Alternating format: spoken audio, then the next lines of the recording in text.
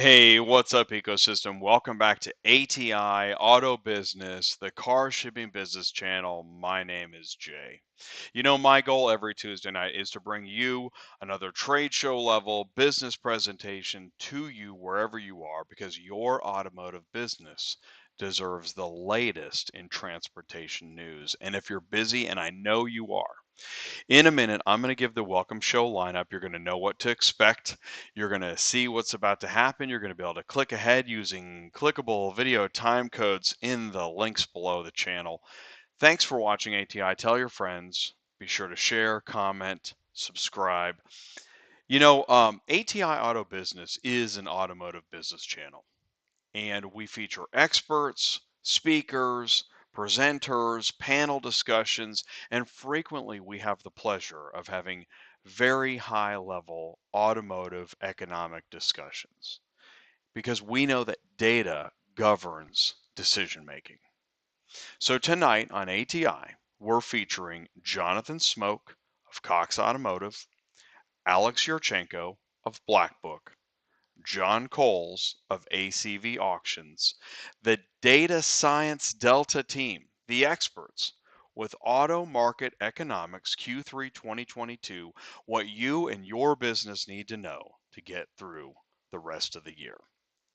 So please join the live chat, ask your questions, share your thoughts, grow your business, break out of your vertical, because it's Tuesday nights live on ATI Auto Business. My name is Jay. I'm your host. Welcome back to the show.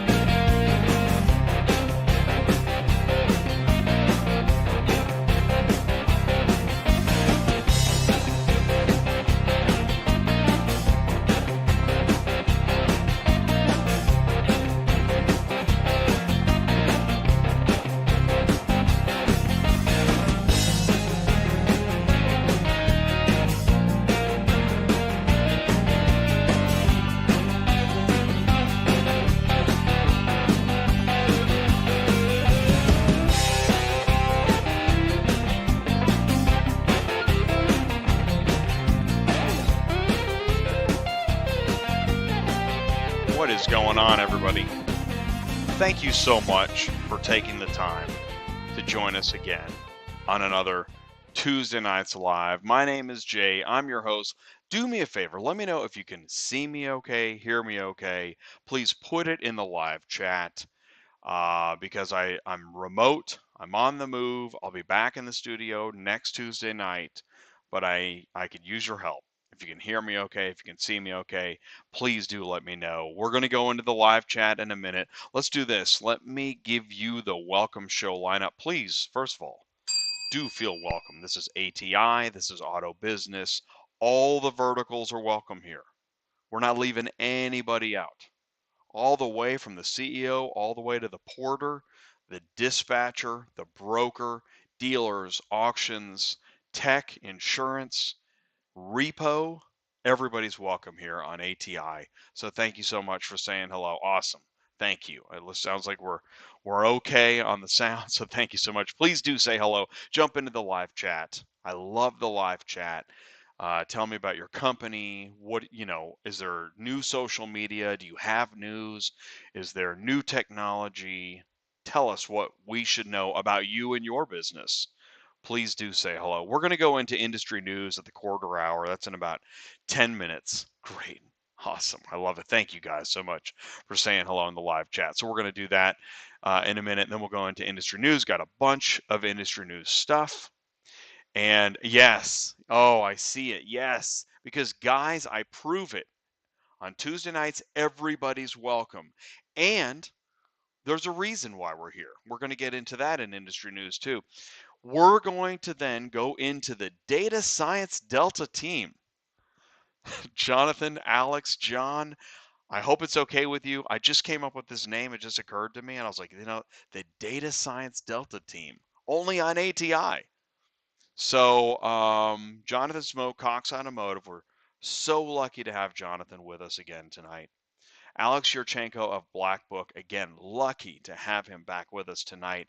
John Cole's ACV Auctions, so proud that we've got such an amazing lineup on ATI Auto Business tonight. So thank you guys so much. I see folks jumping in the live chat. So here's what we're going to do. We're going to go into the live chat in a second. Do me a favor, while you've got a second, please do leave a like. Thank you so much. You know, you can grab the YouTube link below the video. You can copy and paste and send it to somebody, email it, text it, say, buddy, it's not too late to get in on the data that you need to get you through the rest of the year. You can click plus save and watch this later. This is going to be one of those shows you're either not going to want to miss, you're going to save it on demand, or you're just going to hear about it later and really wish you'd been here. So, and I want you to ask questions in the live chat during the conversation. I'll moderate the chat, but I'm gonna let the three gentlemen drive. They have so much to share. So, really looking forward to it. Thank you so much. I'll tell you what, we'll be right back after this. So stick around. Location services, collateral recovery with pinpoint precision, and advanced proprietary technologies. Your single source for loss mitigation solutions. LS Recovery, certified and compliant. LS Skip, experienced recovery. LSPR, advanced plate recognition. LS Impounds, precision capture. LS Remarketing, nationwide auction partners. LS Keys, professional locksmith. LS Transport to any destination. LS Titles, verified documentation. LS Auto Notice, secure fulfillment. One contact, one contract, we do it all. Location services. That's recovery, skip, LPR, remarketing, keys, transport, and titles. Location Services provides nationwide collateral recovery with pinpoint precision. One contact, one contract. Location Services. Links in the live chat. You got phone number, email, website. Lots of social media coming out of Location Services too. So stay tuned to the great things happening over there. If you have any questions, let me know. I'll hook you up. Let's do this. Let's jump into the live chat. Really excited to see everybody piling in and saying hello and let me know the sound is good. I really appreciate that. It means a lot. Ty and I just had a meeting earlier today just talking about all the great things happening. And so we're really excited to have you here. Let's see. I'm going to back this up. Oh, JC got in here first. JC said, I just got my CDL license with no semi experience. I want to buy a Ram 5500, 78 grand, and an Infiniti 5 car, 52 grand. That will put me over 26,000 pounds. Is this a good idea? I live in Cali.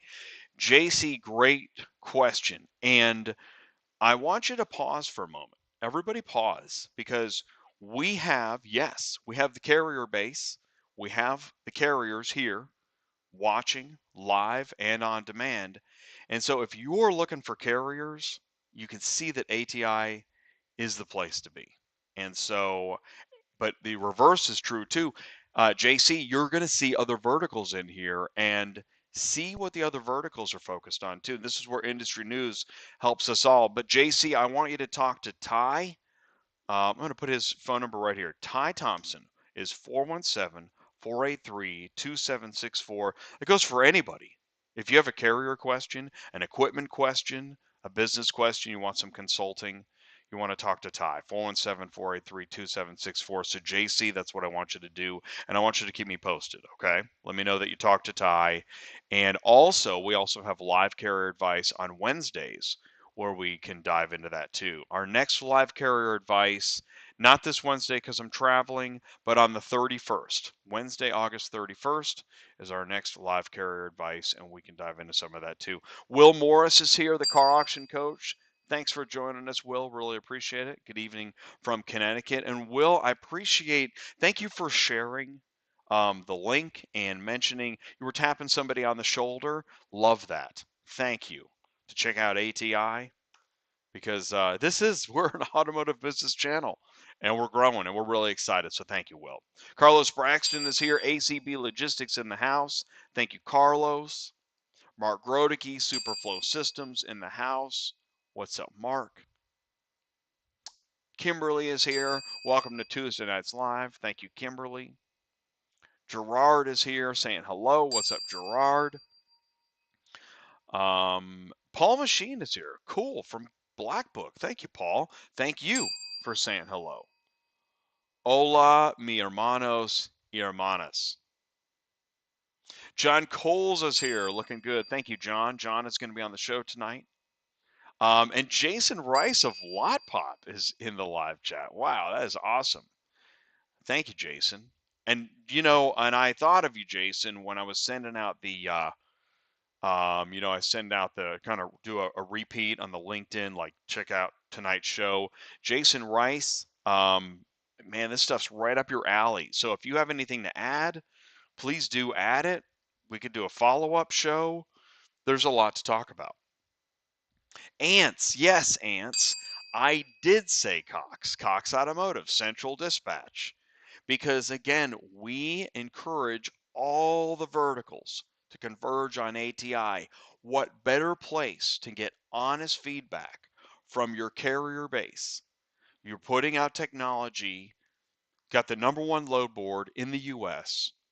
This is the place to get honest feedback about what awareness isn't happening. And we got that in the industry news, actually. So I'm excited about that. Let's see what else we got here. Oh, great. We're going to get to industry news here in a few minutes. And, oh, Danny B is here. What's up, Danny B? Great to see you in here. Thank you for saying hello. I hope that we can keep not just Danny, but everybody. Here's what I hope. I know it's a long show, so I hope even if you start to lose interest, just keep it on in the background because I have this feeling that we're going to get to data that applies to exactly what you're concerned about. That's what I want for you. I want you to get the data that you need. Yes, I am at the Louvre, actually. This is yes, I I meant to tell you, we're streaming live from the Louvre tonight, and we're in the dang it. It's not going to make sense if I can't think of what artist we're in front of their artwork, but we're in the hallways of a very highfalutin exhibit. So thank you for pointing that out. Chris Chamberlain is with us. What's up, Chris Chamberlain?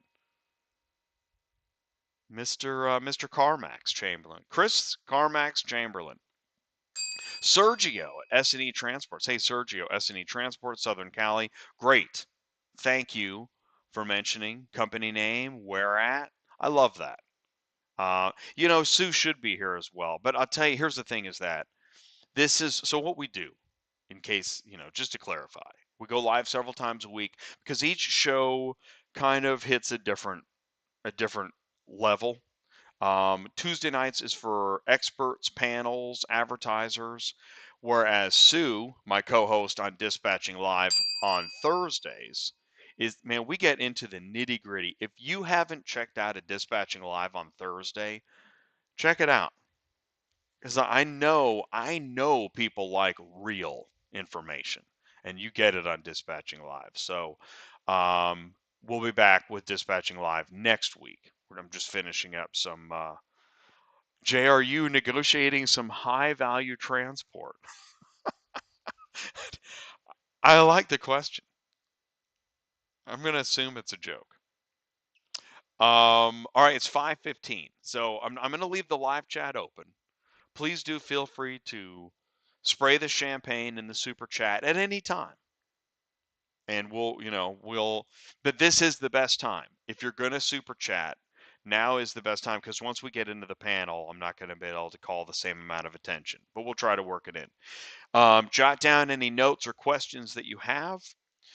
Again, we have Jonathan Smoke, Cox Automotive, Alex Yurchenko of Black Book, John Coles of ACV Auctions. And in about 30 minutes, I'm going to jump in the back seat and let them drive because they have a lot to talk about. Pricing, supply, independent dealers, retail demand, repo, rental, fuel. And we're also, what is the green line on the thumbnail on this video? What is that all about? I'll tell you what, we're going to talk about it. So stick around. We'll be right back. Transport Auto Quoter is by far the leading auto quoting software on the market and the only auto quoter with a pro version that comes preset with accurate pricing for anywhere in the U.S. So you don't have to worry about it. The best part is that no change with your current software is needed. Just plug TAQ in and start booking jobs. Carriers can easily plug TAQ into their current websites and start making money right away. I bet you're wondering how we do this instantly and accurately 24/7. Well, constant analytics is the key. Our Price Watch team is constantly monitoring current market conditions, paying close attention to seasonal and quick-moving industry changes. At the end of the day, it takes a lot of time and data to maintain good pricing, time that most of us just don't have on a daily basis. So free yourself up. Using TAQ Pro is really a no-brainer.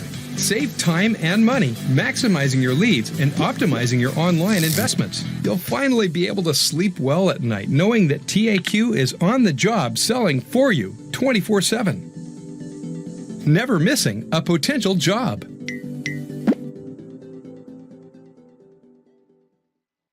What if you could find an auto shipping quote and broker software you can trust?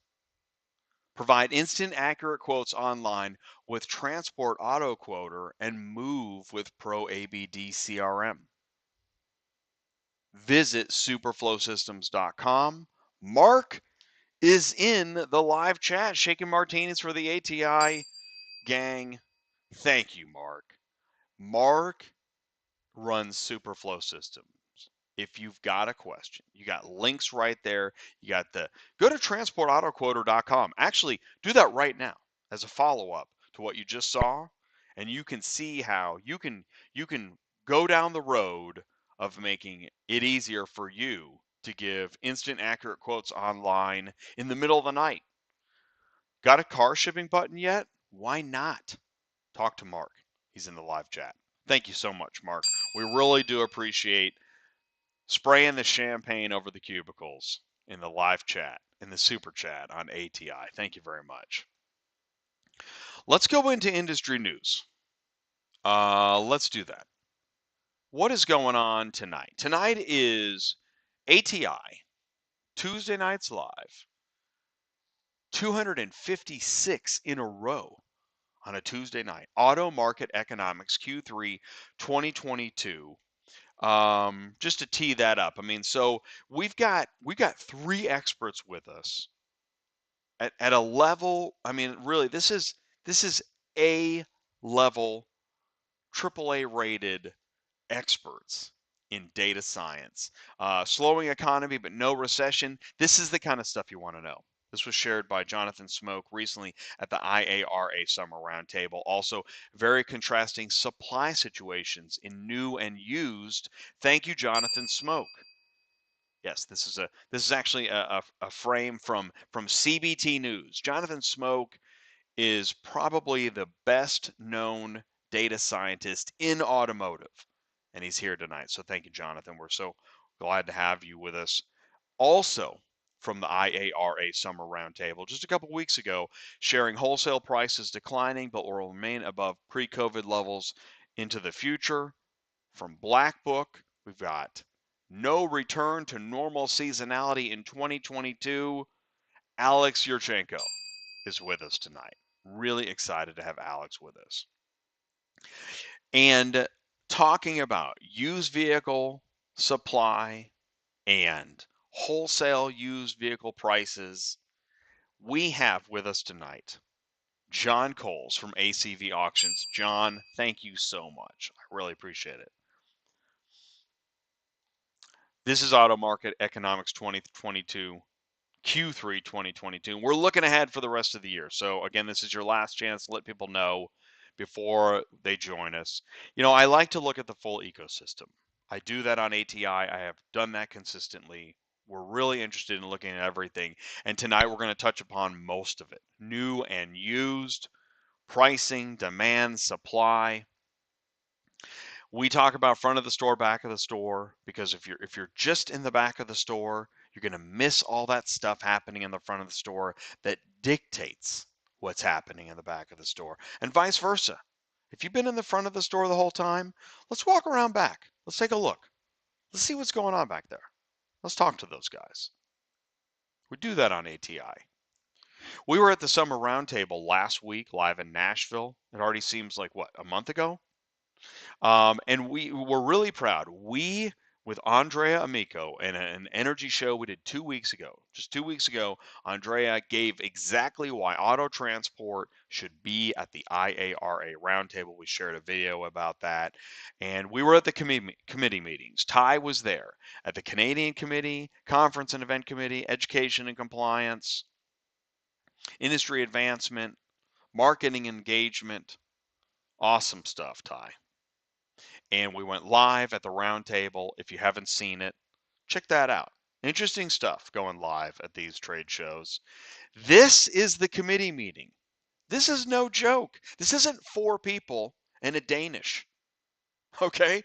This is a packed room talking about standards and updates. Amazing stuff happening at these IARA committee meetings. So we're proud to share it and talk about it here on ATI. This is the keynote. Look, again, a packed room. Fantastic stuff. Well done, IARA.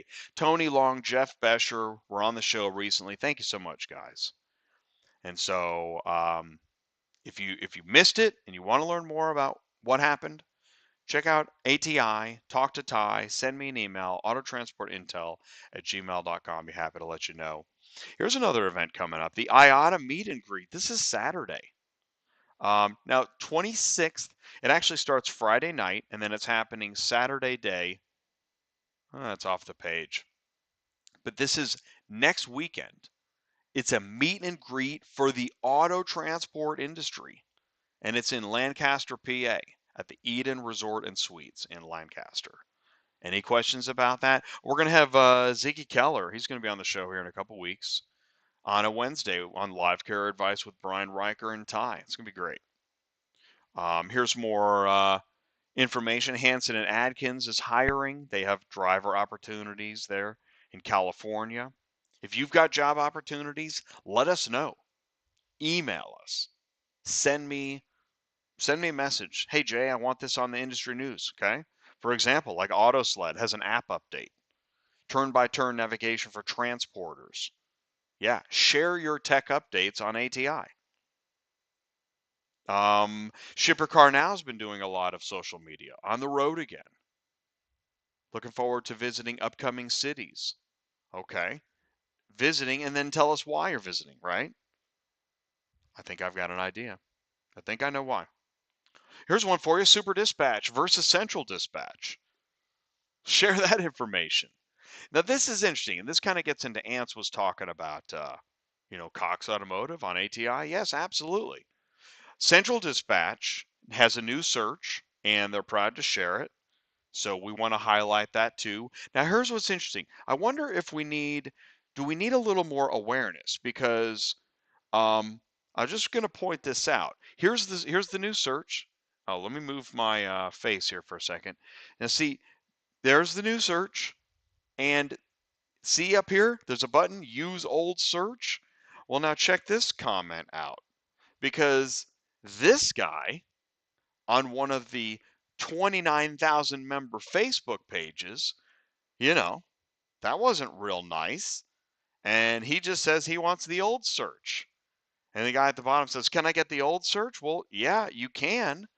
So maybe we really do need to get together and talk more, because it's there, you just didn't know it.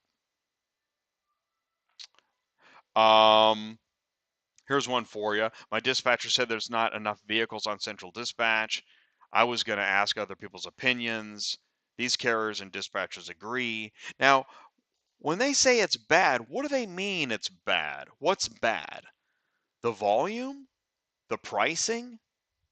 What did you expect? And why did you expect that? And who's your customer? Well, that's what we do here on ATI. We talk about it. And I can't go any further. Look at this. Look at Paul Machine spraying champagne in the live chat, in the super chat on ATI on a Tuesday. Thank you, Paul. Thank you so much. And I know I missed some great comments in here too. What do we got? Let's see here. Oh, good. There's conversation back and forth. I like that.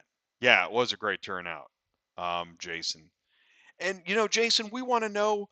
Uh, you had I think you had an event recently. Do you have another one coming up? How can we help? Do you have an event coming up? Anybody out there in TV land, let us know how we can help. We want to. We love going to trade shows. Let's see what else we got here in the mailbag. Oh, here's another, since we're still on. Beware of this company. They don't pay. We aren't getting any help from the negative ratings. This is another comment. Now, some of this news, this is kind of very dispatching live type stuff, but it's important to note because as an ecosystem, we need to know what the problems are all around. But believe me, we're going to go around. Hey, shout out to Brianna Cox. Check this out. She posted this on LinkedIn. I attempted to get anyone from these two companies to talk to me regarding recovery agencies that have insane past dues. Only blank messaged me back, but has blown me off since. She posted, hey, please take a look at your investment into blank. They don't pay their bills to vendor partners. It's caused several agencies. That is ballsy. Well done, Brianna. Because, that's the thing. As Ty and I talk about, if we only read press releases and we never get to what's happening, what service are we providing? We say we care about people. Do we care about people? By the way, how are we doing here? Is that in the manual? I guess you got to do with what you got. You play the cards you're dealt. I don't know. I didn't know where to fit this in, but I thought it was it's just kind of random sign guy and someone stopped cutting off trucks and slowing down right after. That needed to be shared. That does need a sign on a random sidewalk somewhere. Please stop doing that. It's terrible. Send in your comments, autotransportintel@gmail.com. I'm Jay. This is ATI. It's Auto Business. It is how you get your car streaming business news. Oh, you put it up on the big screen. You know why? Because every Tuesday night, I've got 5 new questions. That's right, 5 new questions. Now, I am on the move right now. So I don't have all my fancy sound effects and everything, but I'm going to try to pull this off. I don't know if it's going to work.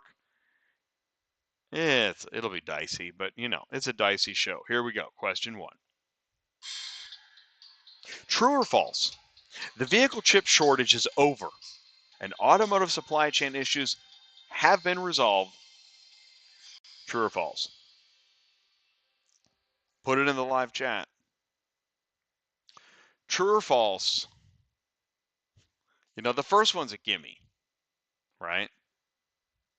Powered by Superflow Systems and ATI Auto Business.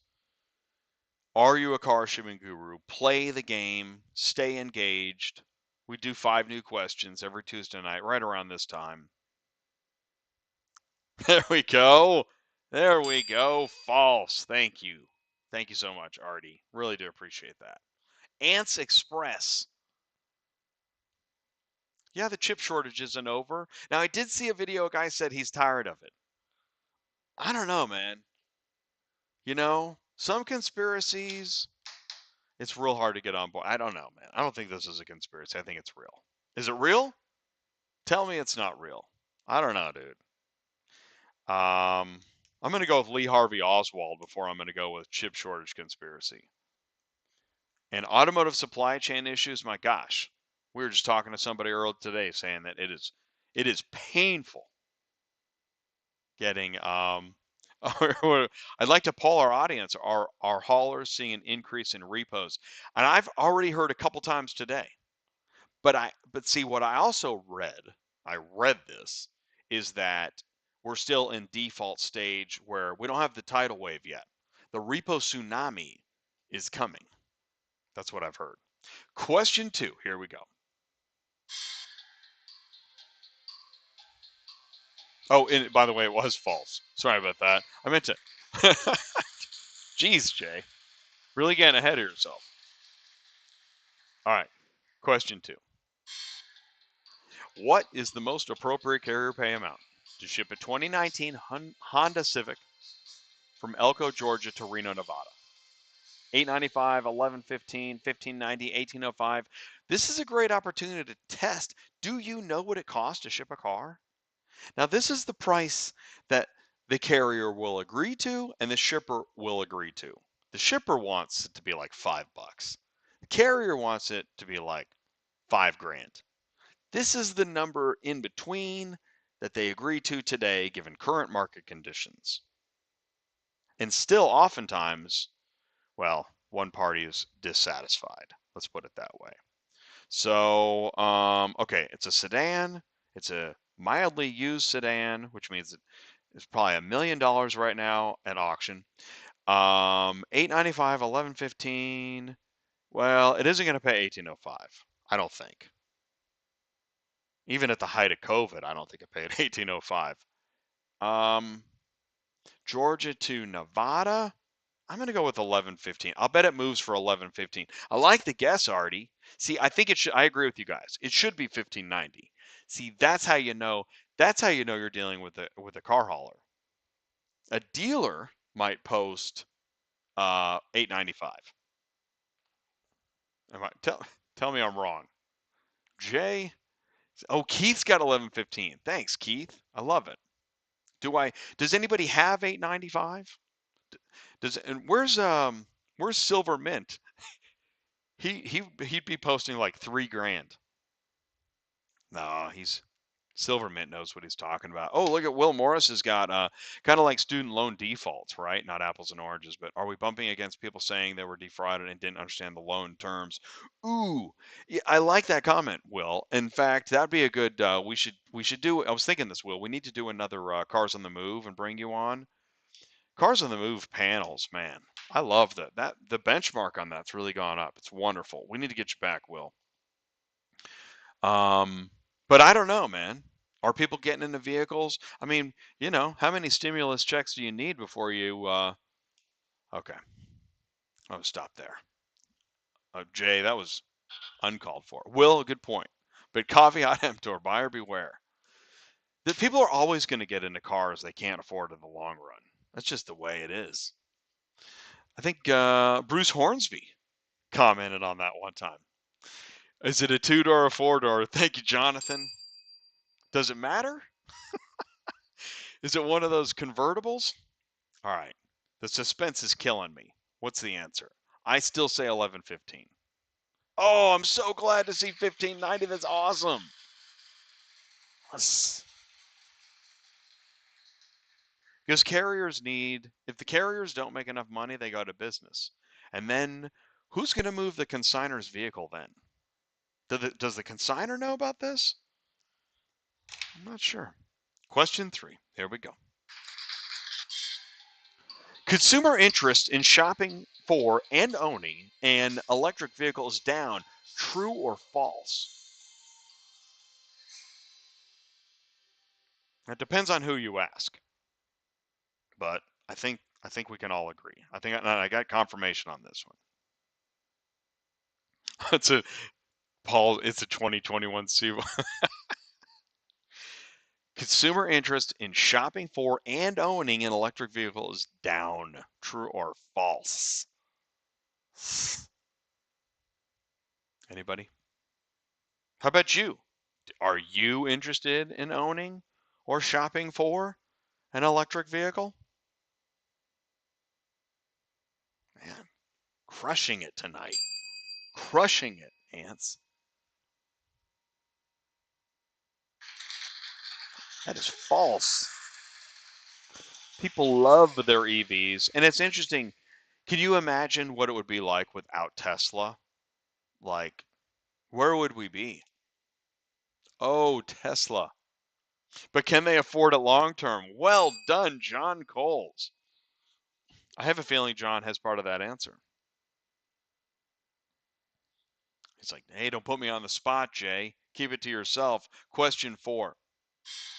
What is the most appropriate carrier pay amount to ship a 2017 Dodge Charger from Ashburn, Virginia to Nampa, Idaho? $755, $1025, $1380, or $1705? Mike, check. 1, 2. 2017 Dodge Charger, which runs on gas. You see that in industry news. From Virginia to Idaho. That actually could go for 1705. Actually, I don't prefer the 1380 as the other option. I'm going to go 1705 on this one because I got the other one wrong. So now I'm going to go the other, and never pays. Never second guess yourself. Ants, you got 1705. Ants is crushing it tonight, by the way. Ants, Artie, Ants Express, so far 3 for 3. Is it going to be 4? Anybody else want to get in on this? Going once. Going twice. Ooh, John's got 1380. I'm going to go 1705. Come on, lucky sevens. Oh, oh, it feels so good. Right. See, Carlos understands my pessimism. Not that it's really served me that well, but I've always been pessimistic. And that's actually why, as we saw earlier in the news when they're talking about the load boards and unhappy with the loads, it's because, and you'll see it in the pessimism, thus bringing it back home, is that so many rates are just too low to book that dispatcher carrier often feels like there's just no good route to put together. And yet we're seeing here 2 rates, but does anybody have the cents per mile on these? Because I don't have my map open or my calculator. Is it still worthwhile doing even at 1705? I'm assuming yes, but I don't have it in front of me. I mean, that could be 2,000 miles, which puts it at 80 cents a mile, 83 cents a mile. And what are you going to put with it? See, that's the other problem. Ashburn, Virginia to Nampa, Idaho, how many vehicles are going that way? It's a pretty good question. Party of one. All right, question 5. True or false? Volume of new and used, wholesale and retail, vehicle sales continues to be as strong as ever. Now, probably I built in so many parameters that there can't be a way it's true. But it has been crazy the last couple years. So one never knows. Does one? Huh? Volume of new and used, wholesale and retail vehicle sales continue to be as strong as ever. Anybody? Last question. This is Ants, it's all on the line. Okay, you're 4 for 4. Artie is the lead dog tonight on Are You a Car Shipping Guru? Can he handle the pressure? It's like Who Wants to Be a Millionaire or something. True or false? Volume of new and used, wholesale and retail vehicle sales continues to be as strong as ever? And the answer is it is false. Oh, man. But see, and here's the takeaway. That's what makes this such a great quiz show section, is that when you throw in all the verticals, it actually makes it really hard to get all 5 right, because you might be good at the auto transport pricing questions and not know the dealer side. And that's why we're here all together on ATI Auto Business. Thank you so much. I am sorry to report that Nobody got all 5 for 5. Not even me. And I wrote half the questions. So, yeah, really do appreciate it. Thank you guys so much for playing that game and humoring me. I really do. It means a lot. Where's my I don't have the you know what? I don't have my yeah, we're going to come back for this. Do me a favor. I don't have my ELD punch with me, so I'm off my game. I'll tell you what, let's do this. We're going to take a quick break right now. We're going to come right back. We're going to do industry news part 2. Stick around, you're not going to want to miss it. We'll be right back. Are you completely stressed out from all the calls and the contracts and the verification of loads when nobody answers the phone? Call Murphy Auto Dispatch Services today. Murphy Auto Dispatch Services has over 15 years of experience in the transport industry. We are your office while you are on the road. We book, we verify, and we bill out your loads for you. We have an excellent accounting staff and an even better dispatch team. Give us a call today at 417-273-0021. Or if you want to email me, it's murphyautotransport31@yahoo.com. Give us a call today.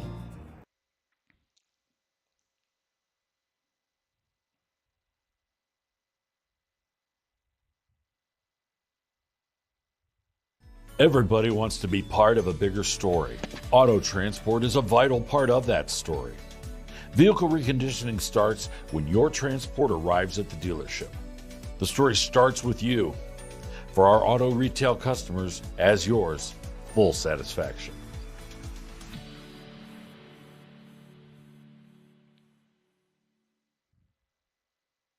Car dealers can see the rapid recon difference with transparent communication through the vehicle reconditioning process, auto remarketing, and dealer inventory management software. Visit rapidrecon.com. Links in the live chat, phone number, email, website. Thank you, Rapid Recon. Thank you, Murphy Auto Transport Services. Here we go. It is now time for industry news. Part 2. Here we go. In automotive news, online tools yielding results. Some public new vehicle retailers are selling thousands of vehicles on branded digital platforms. No surprise.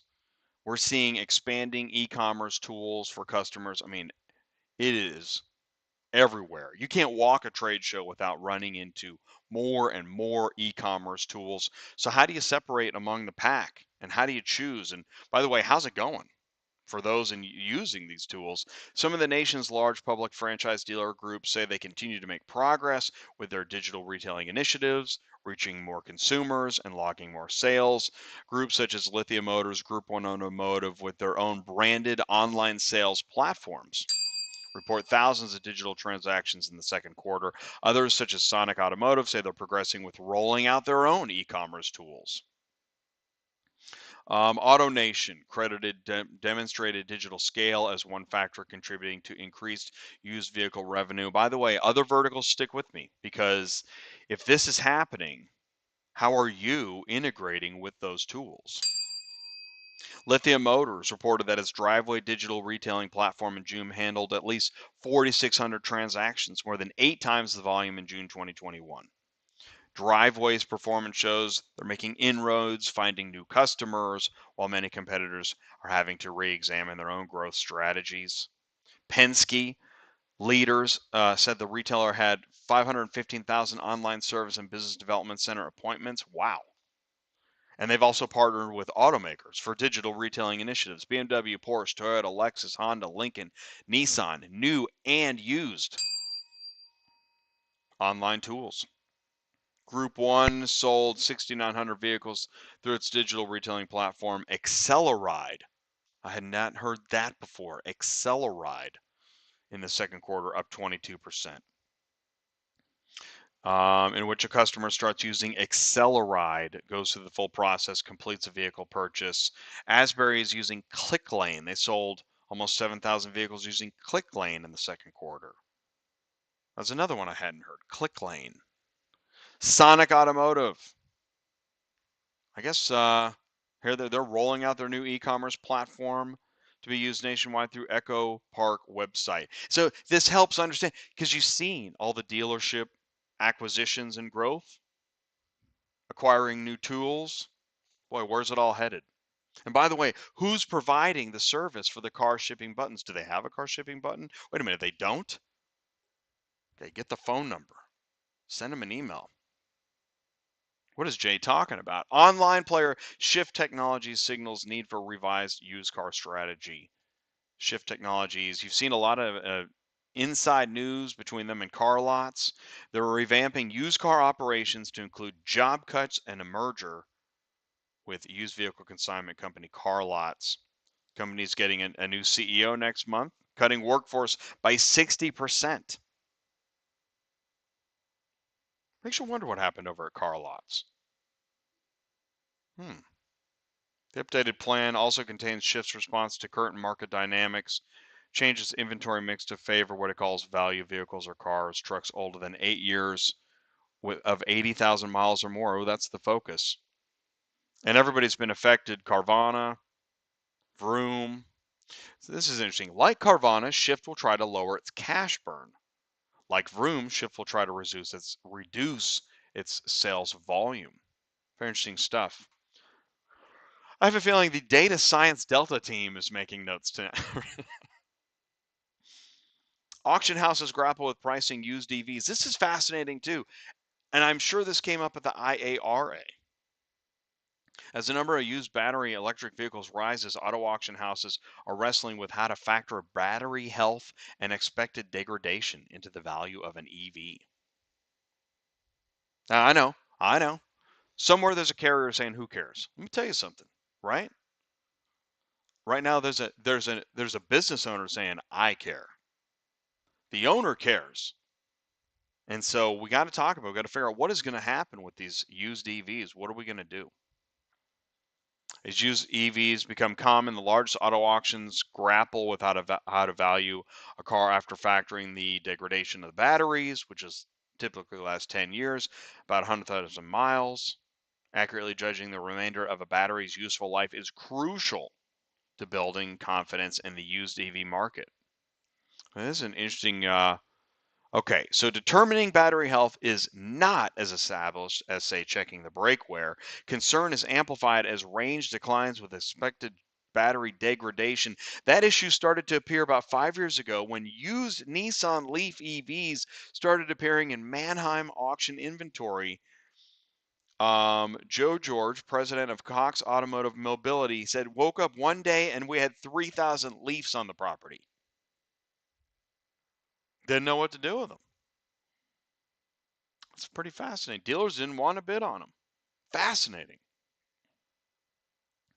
In other news, some Rivian customers, let's get rid of that pesky. Some Rivian customers aren't happy with the company after it canceled the most affordable electric truck. Geez, Rivian. Rivian canceled the entry-level version of the R1T, effectively raising the price of its base model electric truck by over $6,000. The company said in an email to customers it was canceling the base Explorer model, which started at $67,500 in favor of the $73,000 Adventure trim. Customers can either upgrade to the more trim or cancel the order. And it's not the first time Rivian pre-orders holders have been angered by a price increase. In March, the company increased the estimate by 20%, but walked that back the next day. I don't think they're walking this one back. Plus, they've been facing financial storms, reported net loss. And then, of course, you see earlier this month, Ford announced that they raised the F-150 Lightning by $7,000. Trouble in paradise. Last call, Dodge teases 2023 Dodge Charger and Dodge Challenger lineup. Again, if you don't think everything's going EV, well, last call on Dodge internal combustion engines for some vehicles. The Dodge Charger, Dodge Challenger in their current form are coming to an end. The Dodge 2023 lineup will pay homage to the muscle car with Demon, Hellcat, Red Eye, Scat, Shaker, Jailbreak, as they gear up for an all-EV lineup, celebrating the end of an era. with the start of a bright new electrified future, said Tim, Dodge brand chief executive officer. Well, I looked in the comments and hey, Dodge, I hope you're ready to get buried. You just put the nail in the coffin. I mean, really, a sound clip for the sound of the engine? I know video games have a better sound than that, and killing iconic cars, etc. Fake sounding POS and all that. Well, it's not, this isn't going to be easy. But again, I'm talking outreach and awareness on ATI. We're here to help. It's going to get messy. Speaking of, Ford's talking about hydrogen F-550 trucks. Holy mackerel. What does it sound like, Pac-Man? Ford is cutting 3,000 jobs for white-collar workers. And you've seen it. It's just going around. Of course, it takes an hour to get a sandwich made down the street, but in other news, LAX to become one of United States' largest charging ports with 1,300 EV charger revamp. No joke.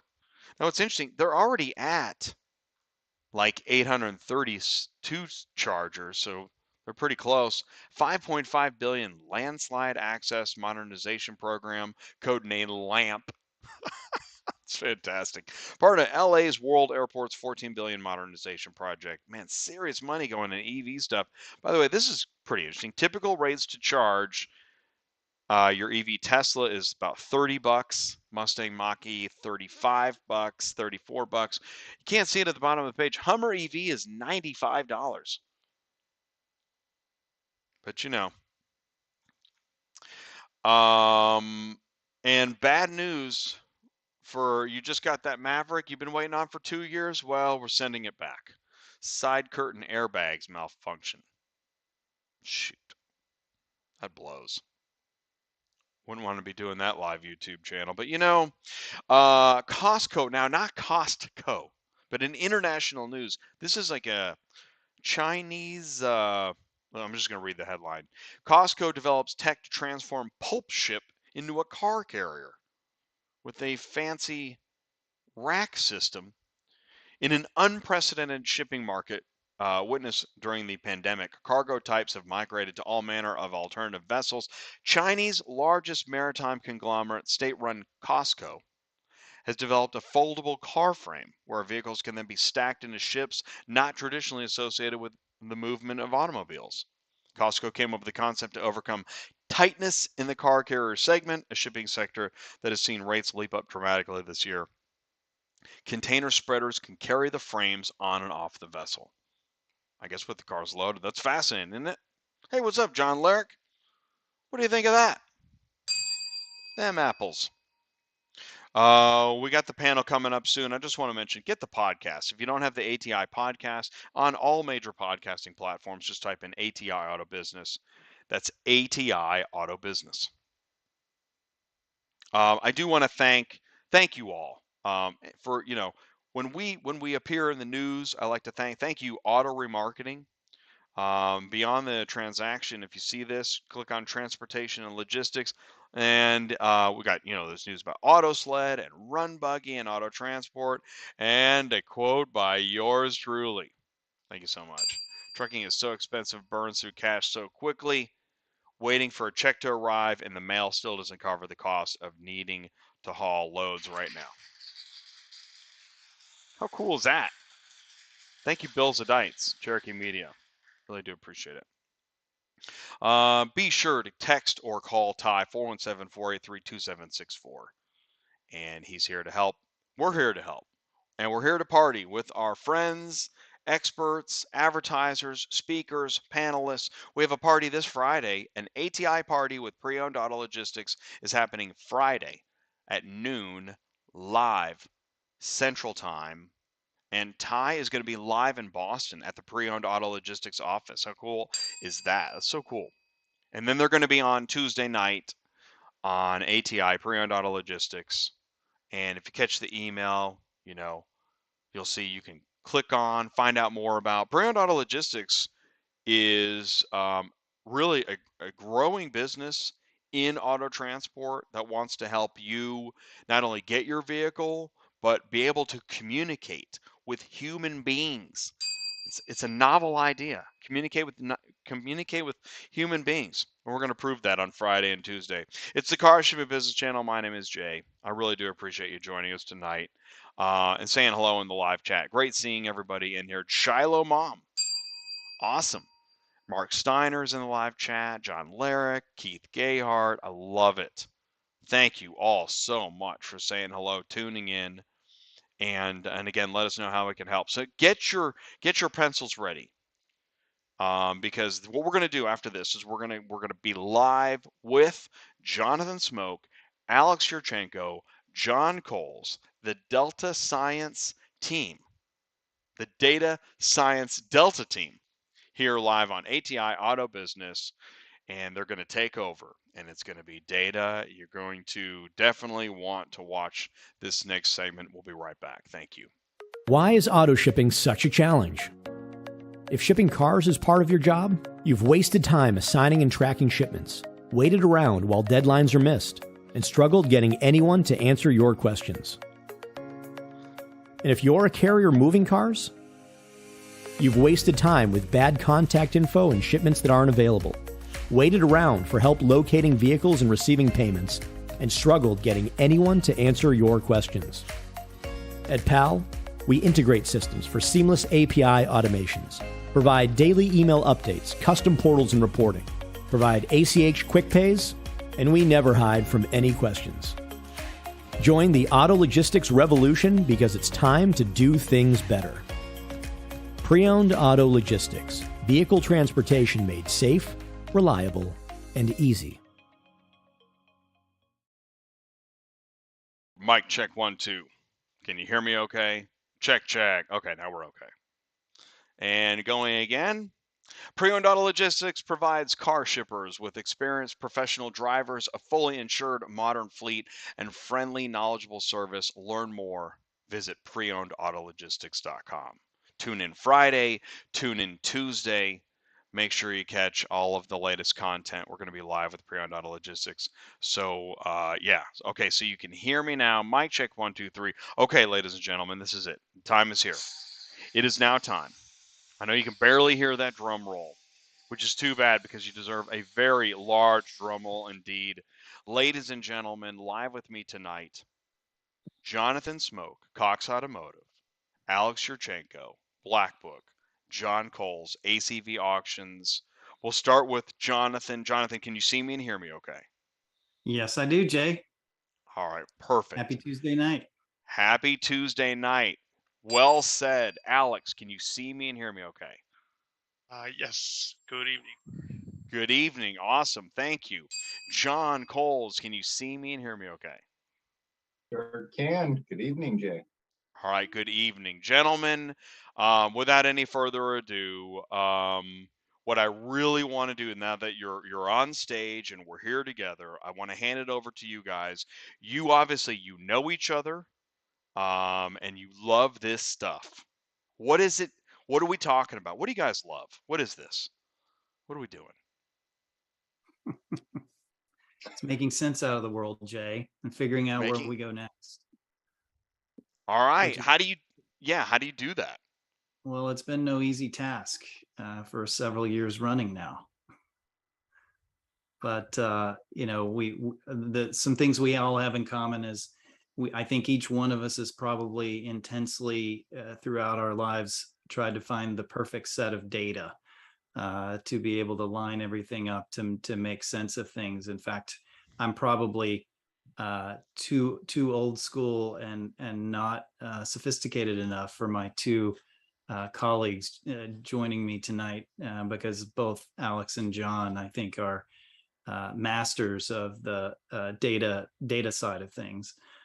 So I have to dip into the economics toolkit, which is part philosophy, because there are times when the data set has no substance to tell you how this is going to play out. And we've been living through one of those times, and we're in another phase of that, because when have we ever talked about a recession when we have no supply in the industry, and a recession when we have 3.5% unemployment rate for the country. So there's a lot of things that make it challenging to figure out what comes next. But at the end of the day, I know I've spent my career, and I assume Alex and John both also feel similarly, that we want people to make the best decisions possible. And so we're in an impossible position to try to put our best guess forward. That means forecasting things. And we probably have the most fun when we're debating what our forecasts look like. So maybe we'll eventually get to that with things like vehicle sales and vehicle prices, and even what the economy is going to look like. Yeah, in my previous life, I was a mathematician. I was studying chaos theory, and current market is much more complicated than that. So some of my research was in the deterministic chaos. So that's what I think we're trying to figure out, is how to get, as Jonathan mentioned, how to make sense out of this right now chaotic and changing environment in automotive industry in all verticals. You take retail, you take wholesale, you take transportation, relationship between OEMs and dealers. Everything is changing, and pandemic and COVID just accelerated that change. It's funny.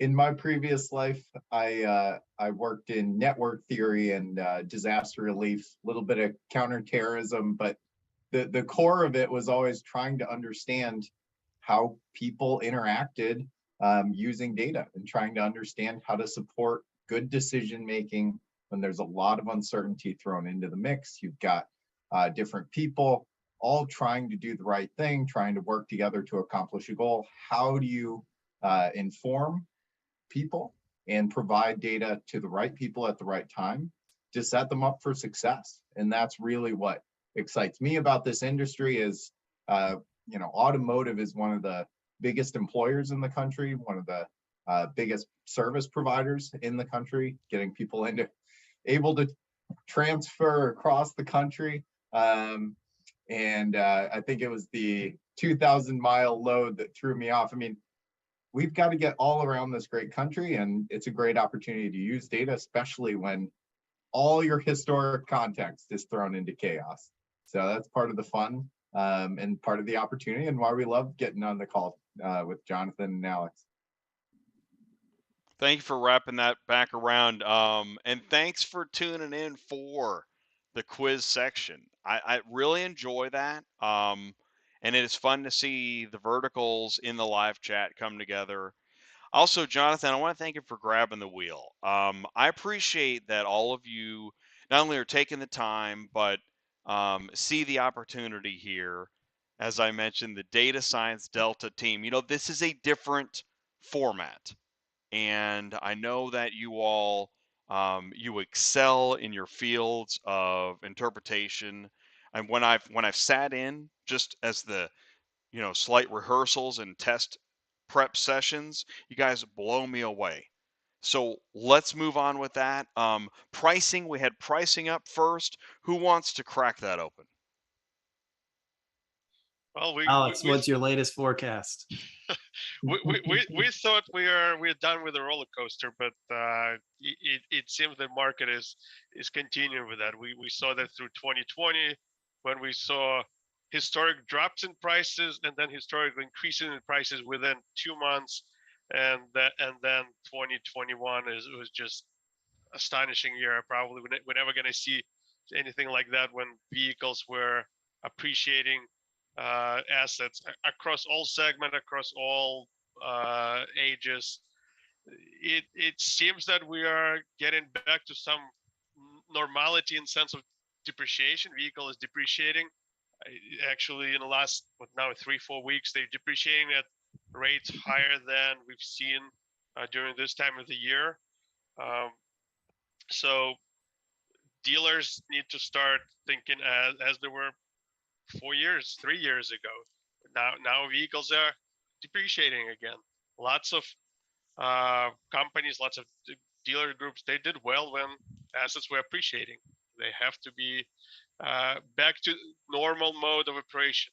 We're seeing depreciation, and we're going to see them through the end of this year, and next year is we expect the depreciations. Whether we're going to see normal seasonality, that's still an open question. There's a lot of outsized forces that can influence how the market is working, and Jonathan covered a lot of them. It's whether we're going to have a recession, where the gas prices are going. We just saw huge increases in gas prices, and now we're seeing huge decreases. We're still around $4, but we're not at $5. So the trend, at least the trend, is down. It's going to be interesting the next, I guess, last quarter of this year. Yeah, to Alex's point, there hasn't been just like a simple break, like we go back to depreciation. Even within this year, we had much higher depreciation than normal to start the year. Then we had appreciation going on in the spring. It wasn't quite like our normal spring bounce that we often see in wholesale prices. It lasted longer, but the increases that we were seeing were not quite the same. And some of it was driven by, I would call, outside forces like rental car companies, buying aggressively in the auction again. But all of that ended at the beginning of June, and what Alex said, what we've all been seeing over the last 3 months basically has been much higher than normal depreciation for this time of year. And going back to what I said earlier, we constantly look for meaning. Why is this happening? Is this a reflection of a correction? Is this a reflection of the retail market falling apart? The simple answer in the retail data is no, the retail market is hanging in there. It's not as strong as last year, but it's certainly not collapsing.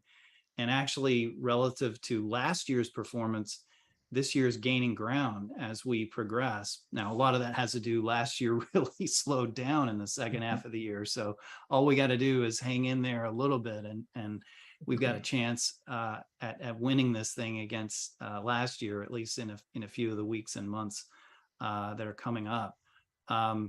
But fundamentally, the simple reason why we're seeing prices decline over the summer more than we typically do is that it's shifted to a buyer's market. The day supply that we estimate in terms of what we have available for sale at Manheim, but also what we calculate is on average sitting on dealer lots, is higher than normal. And if supply, one thing I've learned working in real estate and then in auto, is that whenever there's more supply than there is demand, prices go down. And when the opposite is true, prices go up. And so we've got, a short period of time that is causing prices to come down. In the short term, I think that's causing clearly some anxiety on the part of dealers because they're looking at inventory they paid for in late spring that's now worth, we're probably going to lose 3 to 4% in the month of August. And that's no small thing. That can eliminate a margin, on a particular vehicle. But if you look back to what their pricing pressure looked like in the spring when prices were going up, when rental car companies were buying, it's setting them up for what you buy now is likely to be more profitable. The margin is bigger because retail prices aren't declining like wholesale prices. So there's lots of moving parts here. I don't think it's a sign that we're going into a recession and the consumers throwing in the towel. The one thing that I see in the retail data is that interest rates have gotten to a point that it is putting clear affordability pressure on key segments of the used vehicle market. And I think that's the key reason why sales are softer. But another good thing about prices coming down is with every lower price, you're creating potentially new buyers in the market. So I don't think this is going to last indefinitely. I think we're looking at forecasts that are very similar to each other in our most recent reports, at least, unless you guys updated things this afternoon. But whether we have to add another percentage point or two before the end of the year, that's the question right now. Yeah, to build on Alex and Jonathan's comments, in June, we really started to see that deflationary pressure. Everybody said supply's tight, so that's going to keep the market very liquid and keep some of the odder dynamics we saw in 2020 and 2021 still active through the back half of the year. And I think the rental companies pulling out of the market, as well as some of the worsening consumer confidence scores, some concerns around recession, even if they're not, hopefully not going to come to fruition, but those concerns slowed demand more aggressively than we would see in this normal period. And I think you've got dealers that are welded into the cars and rebuilt some of their business around flipping a wholesale car and making a profit in an appreciating market, or shifting some of the economics a little bit. And now, as those prices correct, one of the indicators that Alex's team pushes out, which I love, is the used retail days to turn.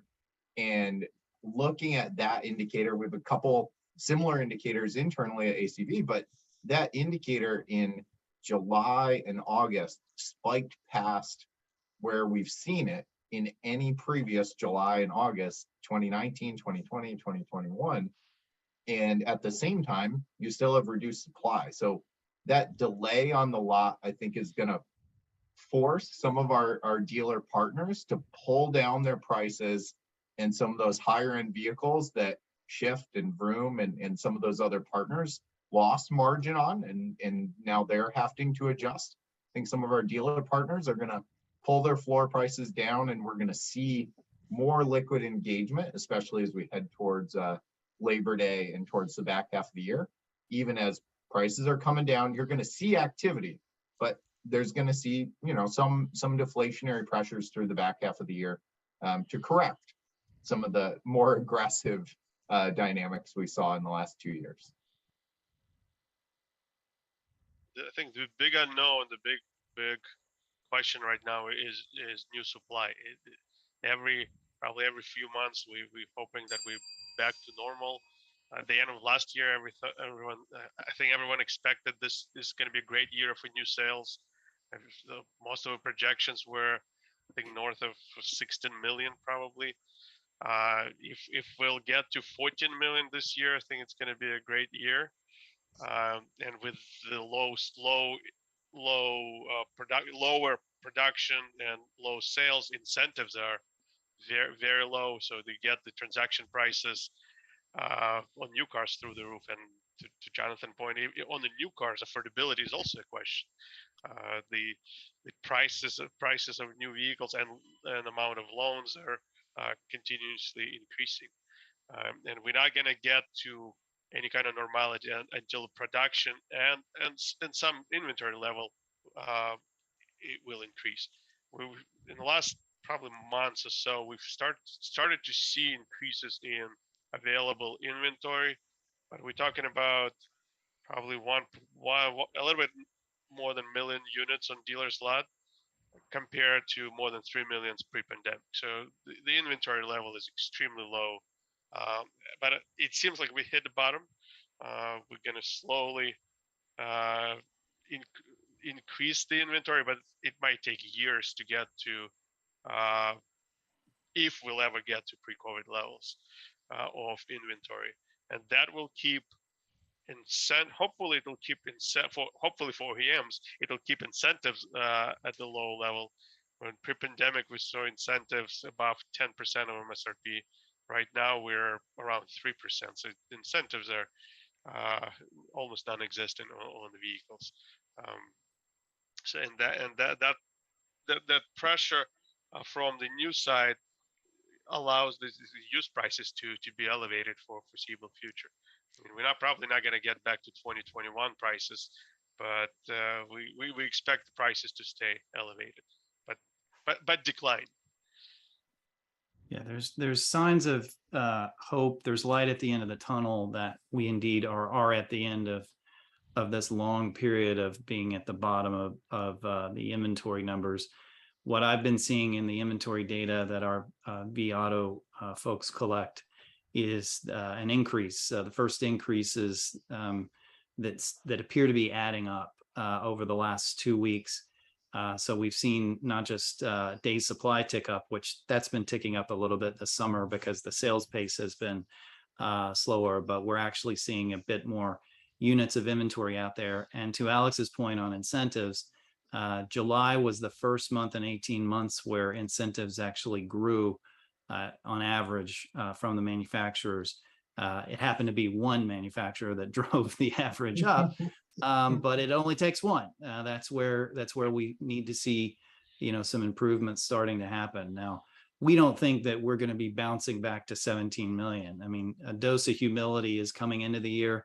Our forecast was 16.3 for the year, and right now we think the best we're going to get is 13.7. That's quite a downward revision. But if you think about how many things have changed in the time that we were putting together last year's forecasts and where we are now, it's just a reflection of everything that we're going through. So we think we're starting to see the early signs.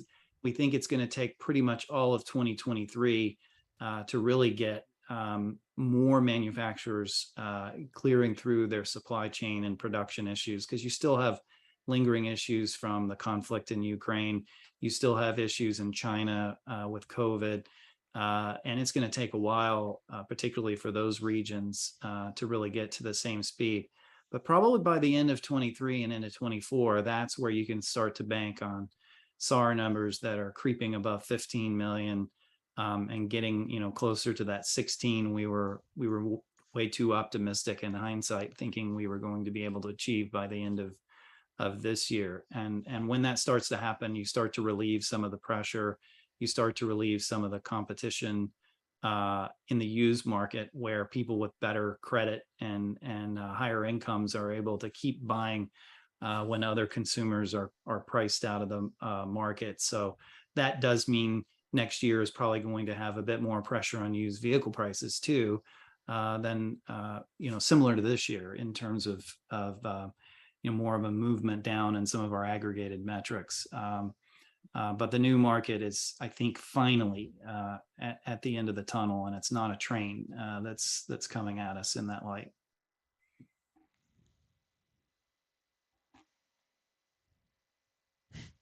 John, do you see a train?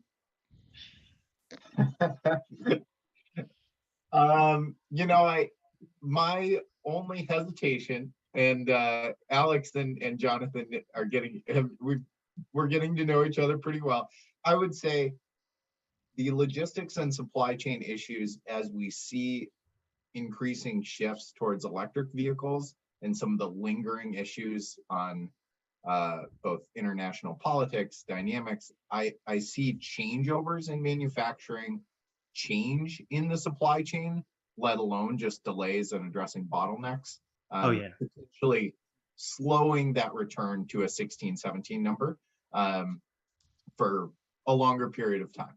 But I think the direction is correct. I think, that I'll say support a buttress to support some of the elevated pricing, but I believe for current used vehicles will exist because of that reduced supply. But I think we will continue to see deflationary pressure because the cars are starting to rust, especially up here in the Northeast. And at some point, that 2020 Charger isn't going to be worth the same amount it was when it was new in beginning of middle of 2020. So I think we'll see prices continue to come down even as demand picks up a little bit and supply picks up. I think they'll come hand in hand. But no, there is light at the end of the tunnel. Yeah. I just want to mention I'm jotting down, taking notes of some of the questions and whatnot, and we'll get to some of that. But I like the rhythm we're on, and I think we had independent dealers up next.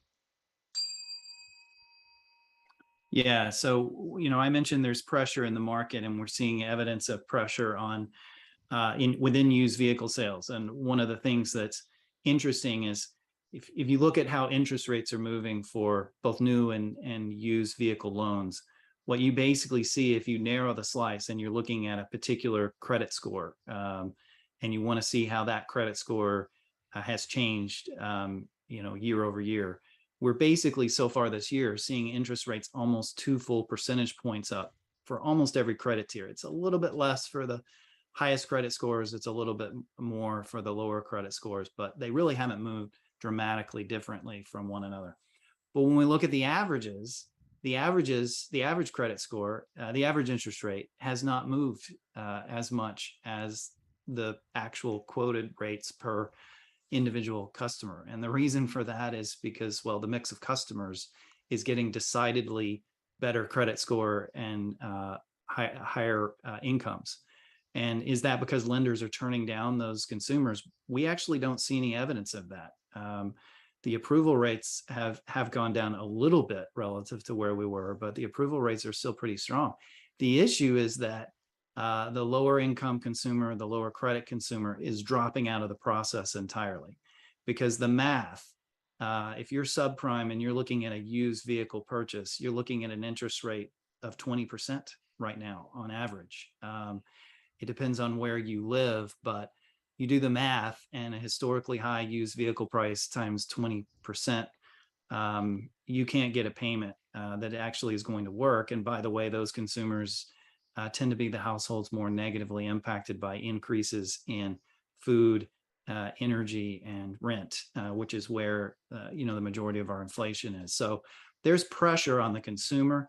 And where I'm going with this, Jay, hold in for me, is that independent dealers tend to be the dealers who have catered to those lower credit consumers. And so as a result, they're dealing with a customer that is not able to keep buying and to kind of withstand some of the inflationary pressures.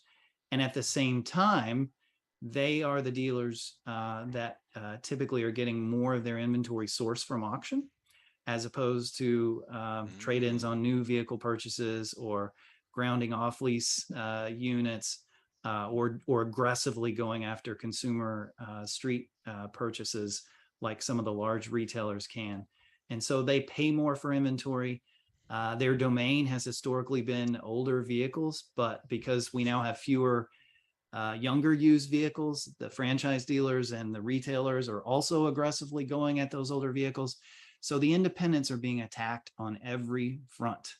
And by the way, they're dealing with inflation, and they're dealing with higher labor costs and all of those challenges too. So what we basically see, we do a survey every quarter, and we basically see a very different perspective reported by franchise dealers versus what's reported by independent dealers.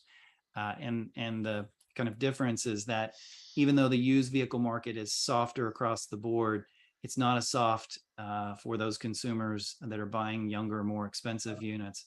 And at the same time, the franchise dealer is still seeing margins on the new vehicle market that's making it their second most profitable year. And they're also seeing a very strong fixed ops department. So franchise dealers are still doing quite well, and the independents are having more challenges. By the way, to all the independents that are listening to your show, we definitely see you succeeding too. So I'm not saying you're not able to adjust. I'm just saying that you've got way more challenges that you're having to deal with in this market, and it's definitely having an impact on which dealers are actually able to grow this year from a revenue perspective, from a market share perspective, and even some of the larger retailers that John was mentioning earlier. We see in their public reports that this is not shaping up to be the kind of year to follow up their record years that they had last year. And it's because they too depend on some of that part of the network for the consumer demand that isn't quite as strong this year as it was able to be last year.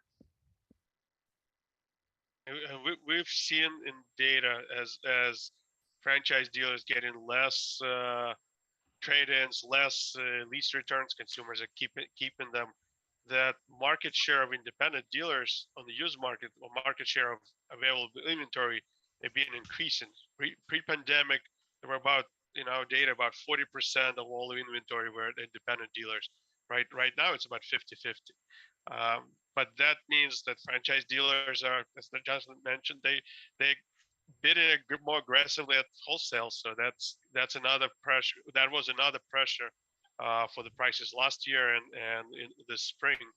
So all the independent dealers had more inventory. It was much more expensive, and the margins were squeezed. So now when when when I guess trade-ins will come back to some kind of normal level next year, maybe that pressure is going to be a little bit relief from the wholesale market. So franchise dealers don't have to go to the auction to get the vehicles. They'll get more lease returns. They'll get more trade-ins. But right now, as John mentioned, it is a tougher time for independent dealers. But I think we've seen it before. They know how to solve problems, and I'm sure they'll figure out the solution here. And we've seen that when independent dealers are expanding the way they acquire inventory, they're going more aggressively directly to consumers. They're trying to find those vehicles at people's driveways. They're going directly to fleet companies. So they're looking for other avenues to acquire inventory in this limited inventory environment, and that environment will be in a similar situation for 3-4 years at least. So it's a new reality where we're going to have limited inventory of all different type of vehicles. So rental cars are not coming back to the market in the same volume. We're going to have much lower volume of those 3-year-old off-lease vehicles. Last almost 3 years, we haven't seen a lot of repossessions come into the market. That number is increasing, but by historical standards, it's still a very low number of vehicles. So available inventory is limited, and independent dealers have to fight with others for that inventory. And we've seen the consolidation in the industry. Large independent dealers are growing. It allows them scale allows them for better margins. Our independent dealer partners, I mean, they are tremendous and flexible, and have weathered multiple seasons like this before. I think one of the biggest challenges that they're facing, as Alex and Jonathan talked about, is they've got a double whammy on supply coming onto their lots. They don't get new vehicles from the OEM, and they're not a grounding location for a lease return. And so when you think about non-auction sources of inventory, they've got to go straight to the consumer. They've got to go and fight it out at every auction space that they can. They're getting creative, and they're specializing. And one of the things that was mentioned by Paul in the channel, I mean, these guys are some of the really excellent independents that I've had the pleasure of talking with. I mean, they look for a specific type of vehicle with a specific problem that they can help solve. And so being able to look through as many condition reports, approaches to the data about that vehicle as possible, and source inventory from the right locations is key to them keeping something on their lot that they know how to maintain, that they know how to recon and get out to their audience in their community. They've been excellent at that. They will continue to thrive in those areas. But I anticipate seeing additional specialization in some of those vehicle types, and some serious excitement as repo vehicles begin to re-enter the sphere as a new source of supply for them.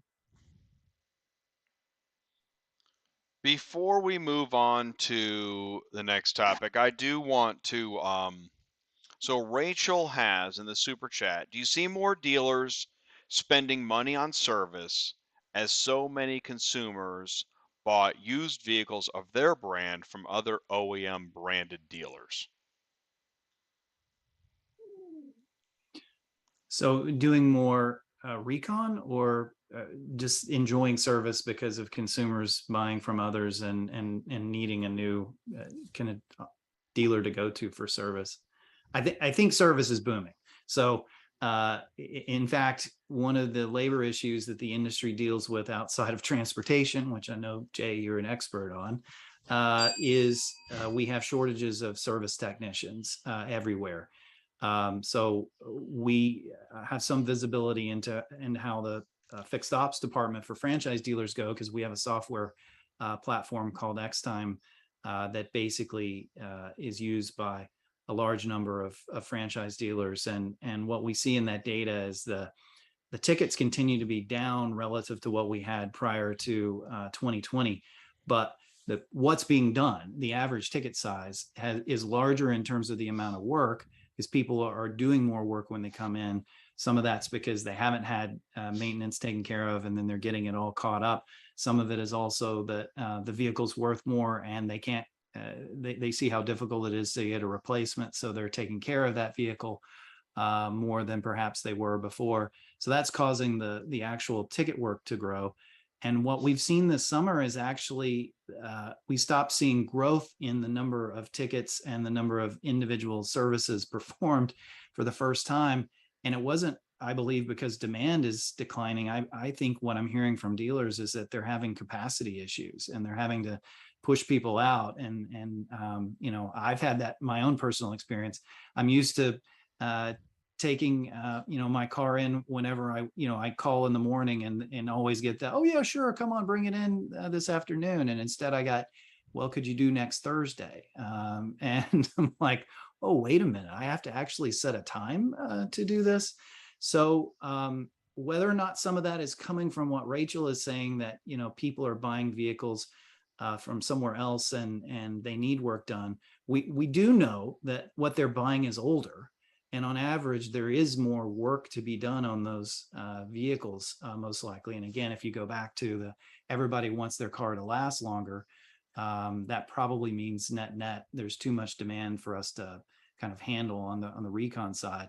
And that's actually one of the dilemmas for a lot of dealers, because as you buy an older vehicle, there's an expectation of doing a certain amount of Recon on that vehicle to make it market ready the way that you used to do.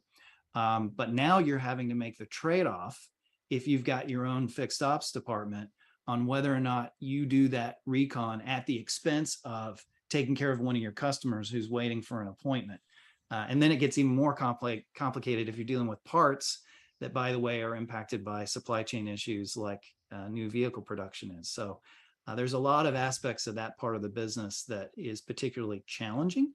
It makes it supply constrained, but it also makes it extremely profitable these days for the dealers who can get and hold on to their service technicians.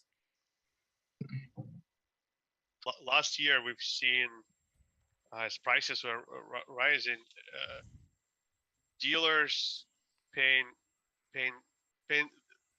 less attention to the condition of the vehicle. They were buying vehicles because they needed inventory. As market turned this year, dealers have been more selective, and then now they're going basically to normal behavior. They're looking at how much it's going to cost to fix that car. So we're getting to normal state of mind when dealers are buying at auctions. So we're starting to see, for example, the spreads between different conditions of vehicle increasing again, where last year the vehicle with 30,000 and 50,000 miles could be almost the same price. Dealers were just buying the inventory. Right now they are more selective, and we've seen that in conversion rates at auctions. The rates came down a little bit in the last 4 weeks as dealers have been cautious for various reasons, but one of them is they're just selective at what they're buying at the auction. I think there's a selectivity, you know, for our audience on the transport side, as we think about what we're seeing as common trends, that specialization and, you know, your set of vehicles that, you know, you can recondition and move with speed in your local market and speed to getting whatever vehicles you purchase. I saw either, you know, central dispatch, ACV load board. There's plenty of really excellent dispatch services, but You've got to get that car on your lot, in your shop, have the right part for whatever your Camry it is, and then get it back out on the lot. And navigating each one of those steps, you, over the last 2 years, an extra week, your car went up $1,000. And you were happy that you couldn't get that muffler in, because now when you fixed it and repainted it, your asset also appreciated. Especially in this season, as we head towards Labor Day and people are really trying to gear up and focus on, like, okay, the latter half of the year, I think that speed to delivery is going to be absolutely critical for our independent partners. Yeah. Circling back to how we started, the fact that we've returned to depreciation means that time is money, baby. Whether that's transportation or, turning around the Recon or managing your days to turn, it all compounds, and the depreciation really amplifies that for dealers. That's why we love to talk about the melting block of ice with our Recon partners. So excellent segue. Thank you for that.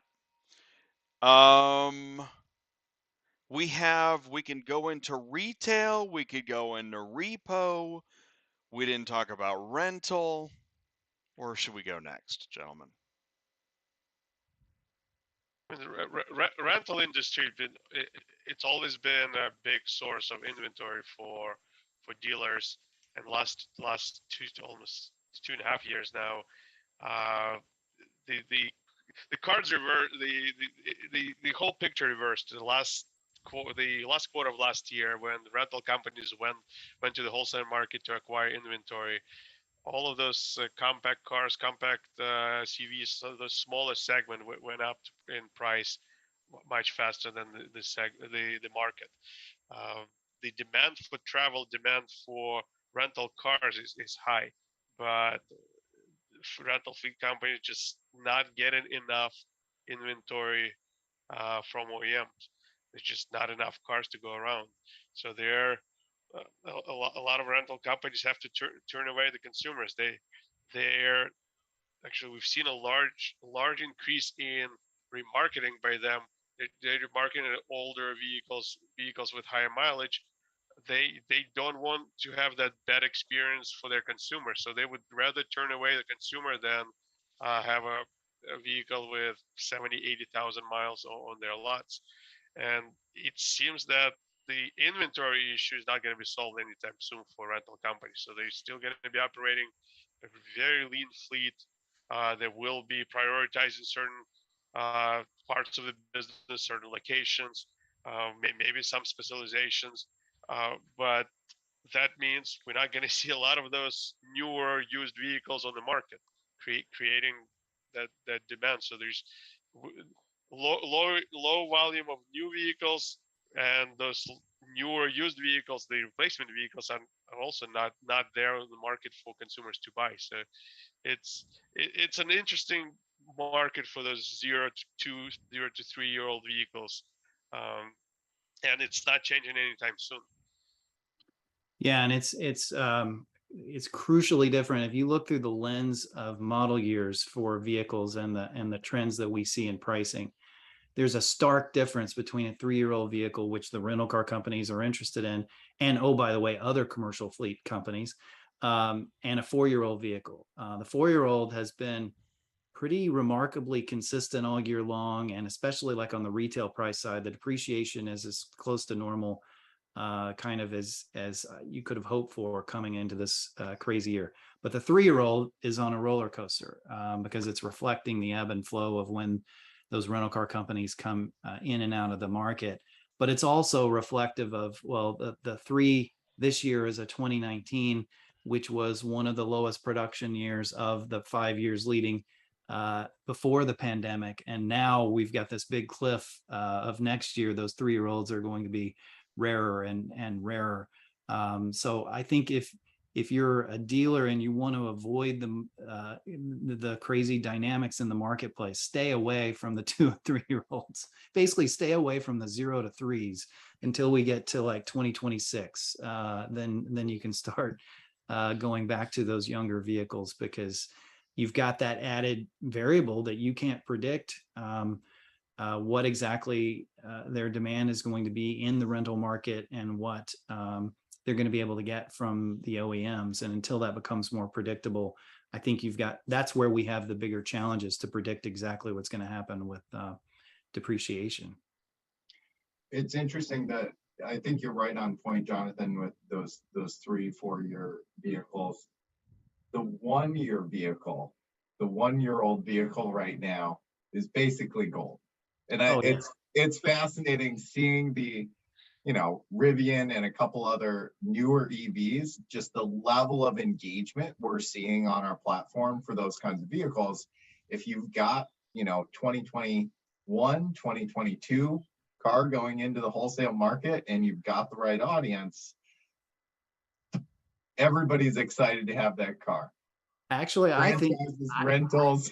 I think what we see sold at wholesale for 0 and 1-year-old vehicles is actually a much truer reflection of what a real buyer is paying for a new vehicle, all in, because you can't get all of the kind of additional things in the average transaction prices that we're actually measuring. And you're absolutely right.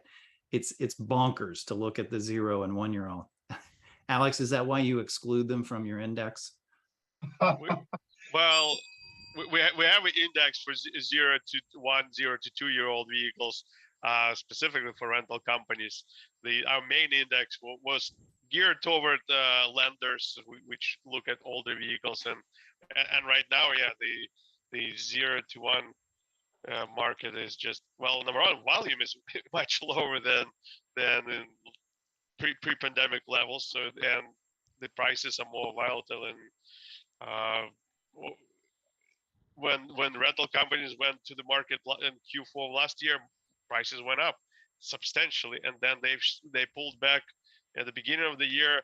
And a lot of those rental companies thought they're going to start getting enough inventory from OEMs. That's one of the reasons they pulled back, and then that didn't happen. So they tried to go back to the market in the spring, but the inventory was not there.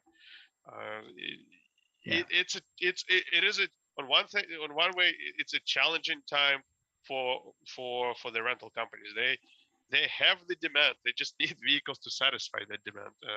So when talking to those companies, it's an interesting problem to have. Yeah, well, there's some common traits here. Everybody's got limited capacity, and that generally produces strong pricing power, but it creates all kinds of management issues.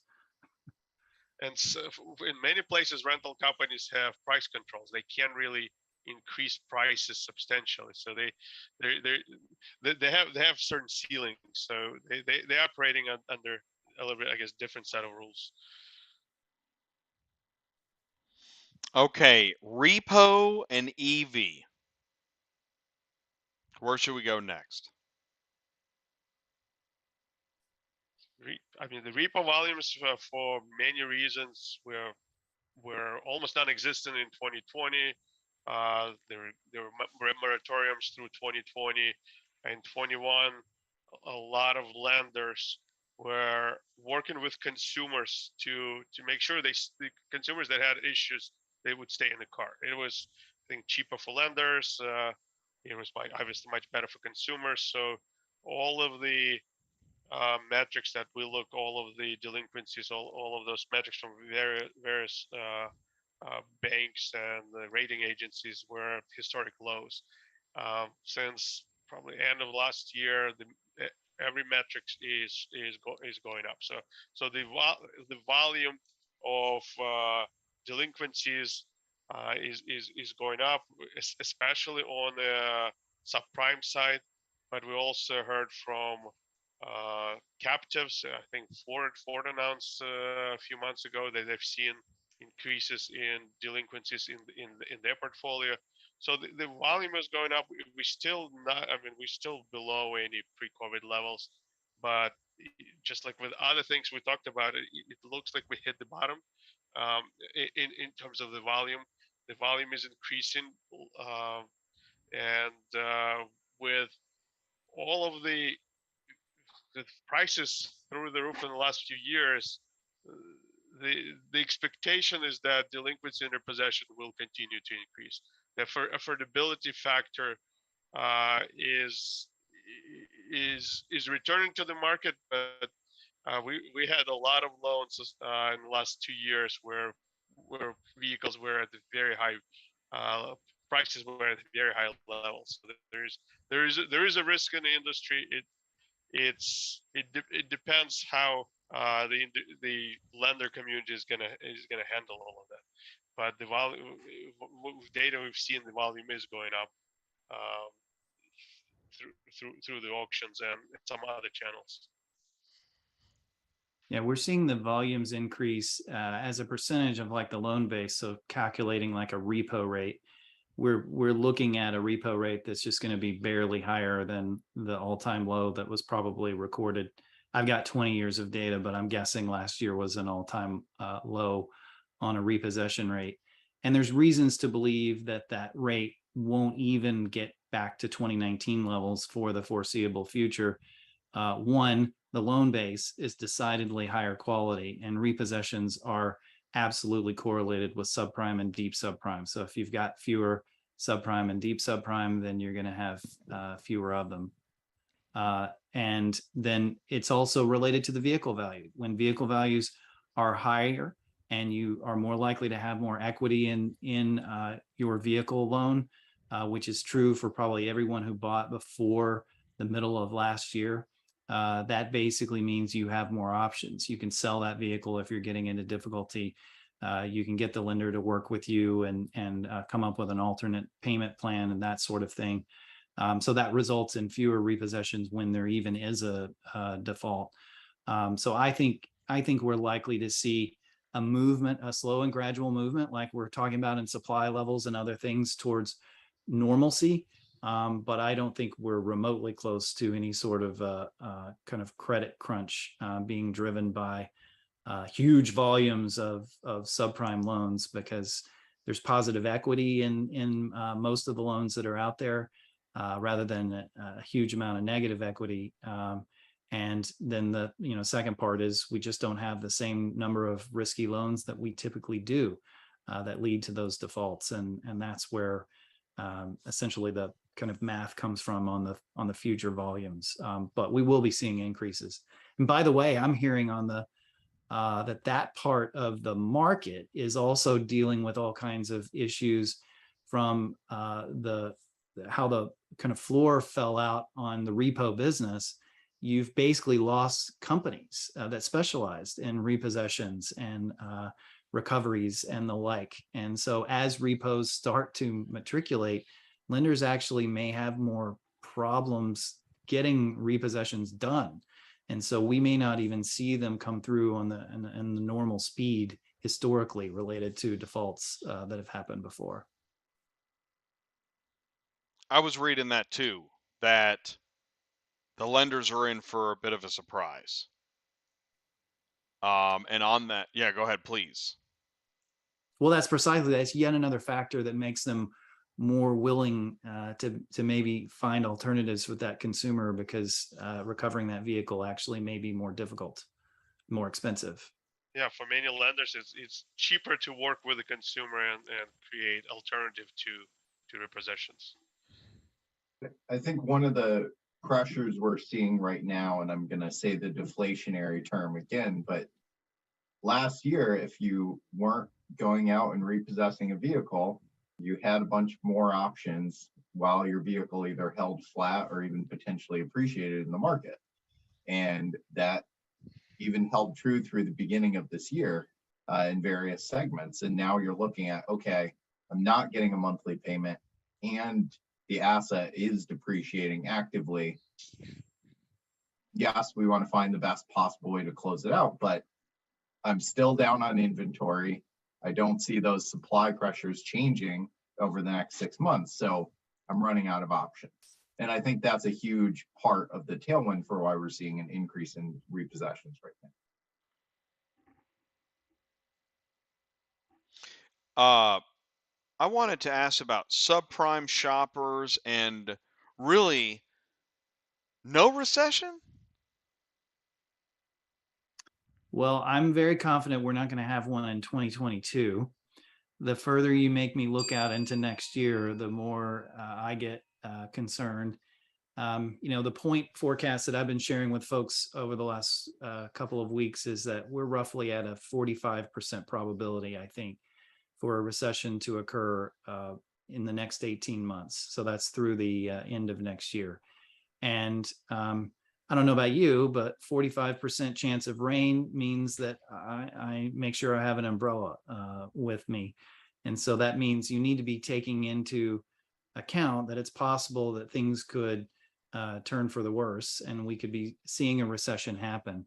I think the kind of recession we're looking at right now is one caused by the Fed. A good old-fashioned interest rates went too high too fast, monetary recession. We continue to see, like I mentioned earlier, low unemployment, strong labor market. Most consumers outside of the ones that we were talking about earlier having pressure. Most households actually have substantial accrued savings and are in really good shape. So the kind of recession we're going to see is going to be relatively mild, certainly nothing like what we had in 2020 or with the Great Recession in terms of job losses. And that means some places in the country may not feel it at all. It's probably going to be more localized in terms of the pressure that we feel. But I think it's a real risk that we all need to be conscious of. Exactly what's going to take place. We've never had a recession with no vehicle supply. We've never had a recession to know when we've had low vehicle supply, what's going to happen with vehicle values. Usually a big decline in used vehicle values is coincident with a recession beginning or even sometimes leading a recession. And I'm not so certain that's going to be as clear a signal because of all the supply issues that we've talked about earlier. Yeah, I think, Jonathan is right on the money that, I'm not going to take a position on this call either way, but I will say the supply pressures and constraints through this year and into next year puts the automotive market in a good position for whatever comes. That you've got pent up demand, maybe it's not being executed this year. You've got a tremendous amount of supply that has multiple avenues to go to. And so when I look at next year for the automotive industry, I feel tremendously optimistic. But I'll pass it to Alex. I'm not going to take a position beyond that. I'm in the same position as Jonathan. So it's close to 50-50. But even if we are going to have a recession next year, it's probably going to be mild by every estimate I heard. And typically with the recession, you have job losses preceding recession, and obviously we're not seeing it right now, so it's not something immediate. But also the automotive industry is in a very different place when compared to in 2008, 2009. One of the challenges in 2008, 2009 that automakers kept making cars. The demand evaporated almost overnight, but they kept making the new vehicles. They couldn't stop for technical reason, for legal, for a lot of reasons they couldn't stop. Industry is very different right now. We saw the last 2 years, OEMs can adjust the production very quickly. Right now they're forced to do it, but if there is a drop in new demand, OEMs can scale back the production.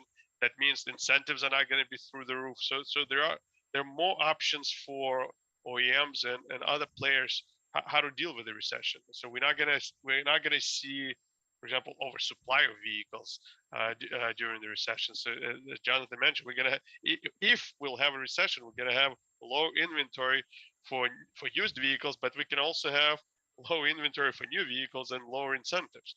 So it's gonna be very new type of environment. I don't think we've seen it before.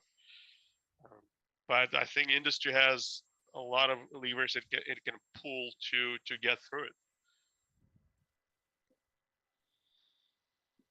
I wanted to I played some audio here, and I wanted to share just the again, the main thumbnail of this show, because I had a question I wanted to ask you all.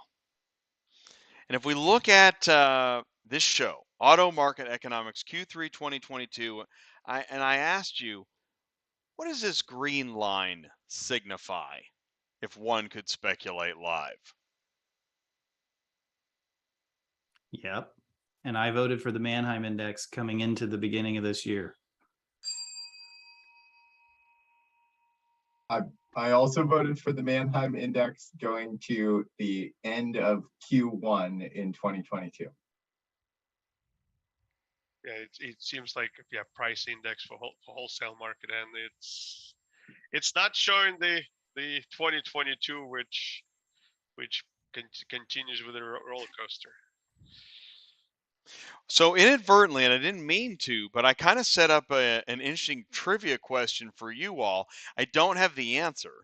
And I honestly don't. I know it's crazy, but here's right. So it makes it unfair. But I'll be more prepared. I'll be better prepared next time, because we had you on 6 months ago, and the data science Delta team, as I'm naming this, hopefully that works. But for the layperson, what does that mean? What do you think in a nutshell? What advice can you offer based on that graph and something going through your mind? You know, we talked about pricing, supply, rental. Yeah, help us Two out. things. And I think we've all said it repeatedly. We've gone through a very unprecedented time. But it's been changing, and we've gone through phases. And what is missing from the graph, as Alex pointed out, is you're missing the downward part of the roller coaster that's begun in 2022. So you can't rest on your laurels. There's nothing about tomorrow that looks remotely similar to yesterday or last year or a couple of years ago. And I guess the good news is this always creates opportunity for folks who are willing to think through and know how to adjust to the marketplace. The bad news is for those who want to have the same old thing happening, it's not going to be happening probably at least through 2026 when we look at the forecast for things. You know, my recommendation is, I think through this is when you see that degree of variability over multiple years, multiple months, the best time to act is right now with the best information you can get. And so honestly, you've got to watch the market every day. You can't price a vehicle based on what it was 2-3 weeks ago.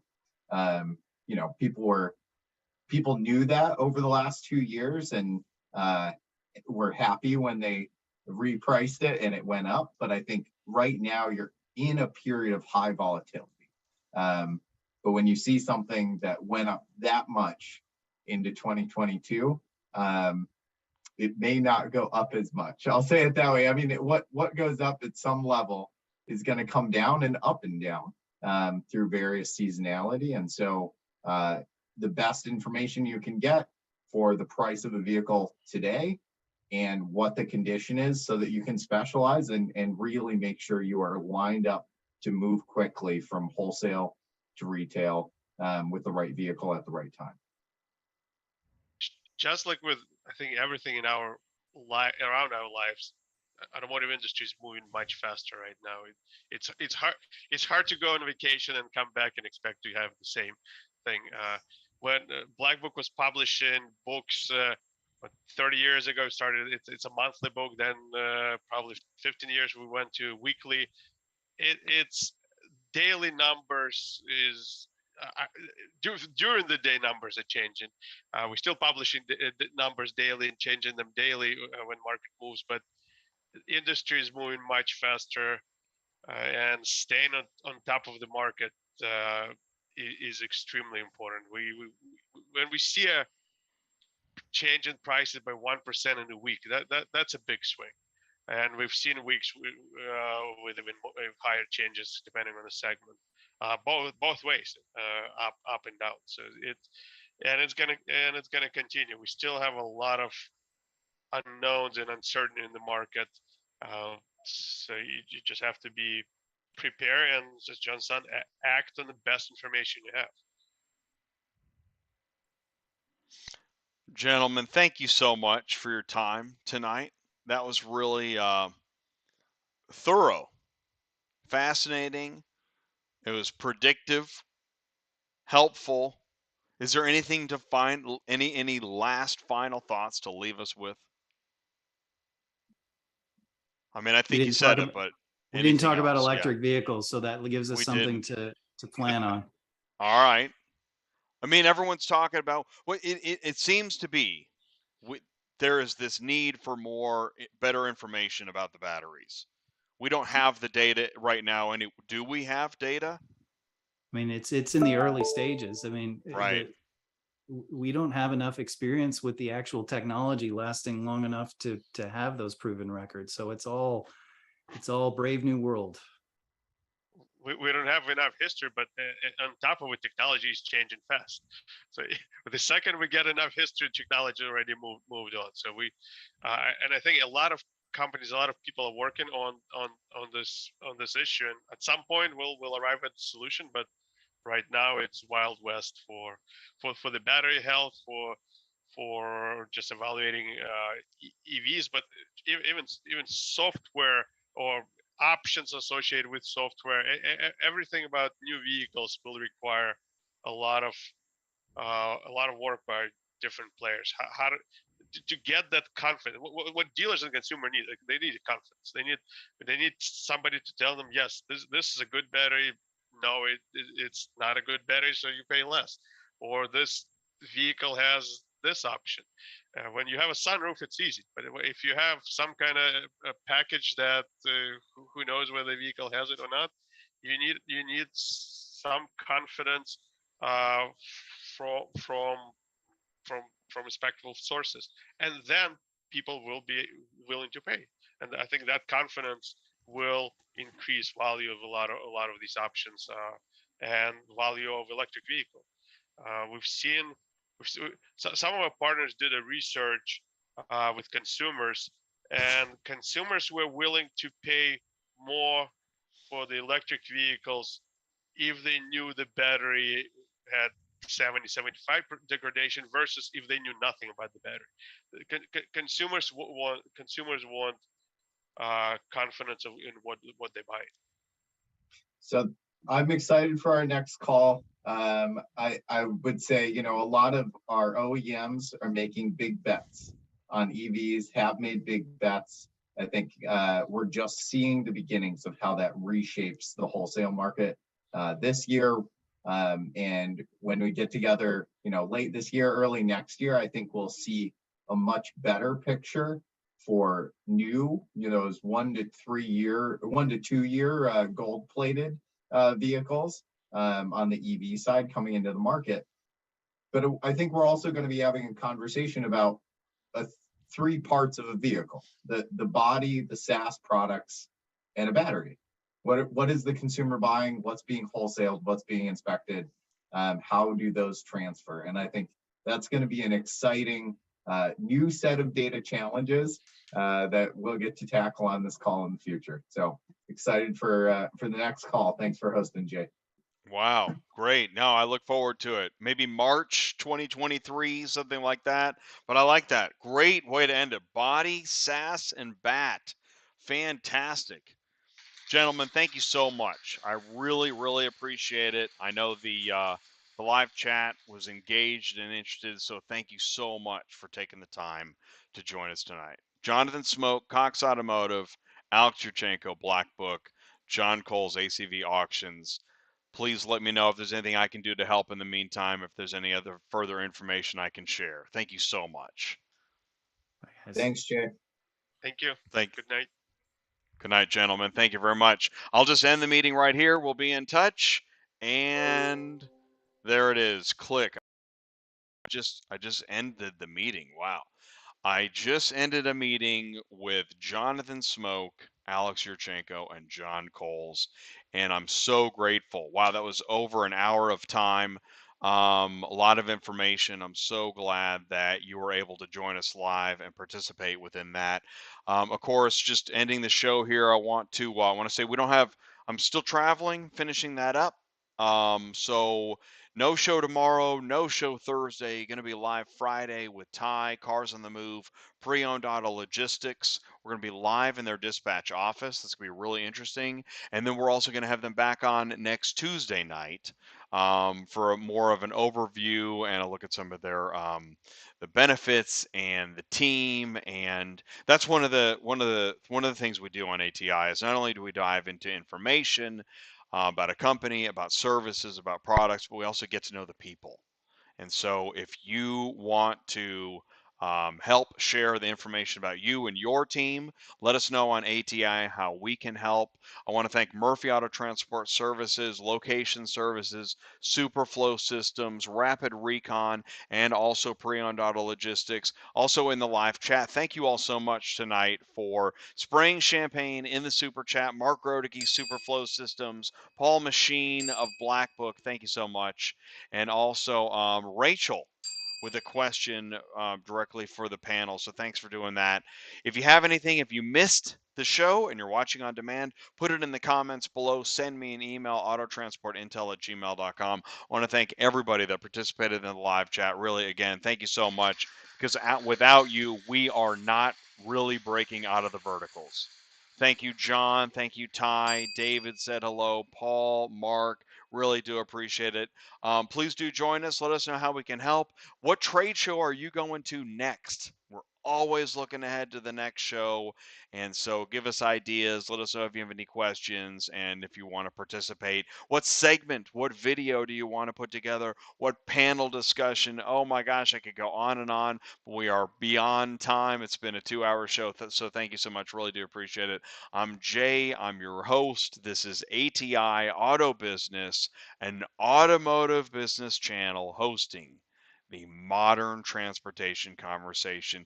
You all have a good night. Thank you so much, and we'll see you soon. Peace out, everybody.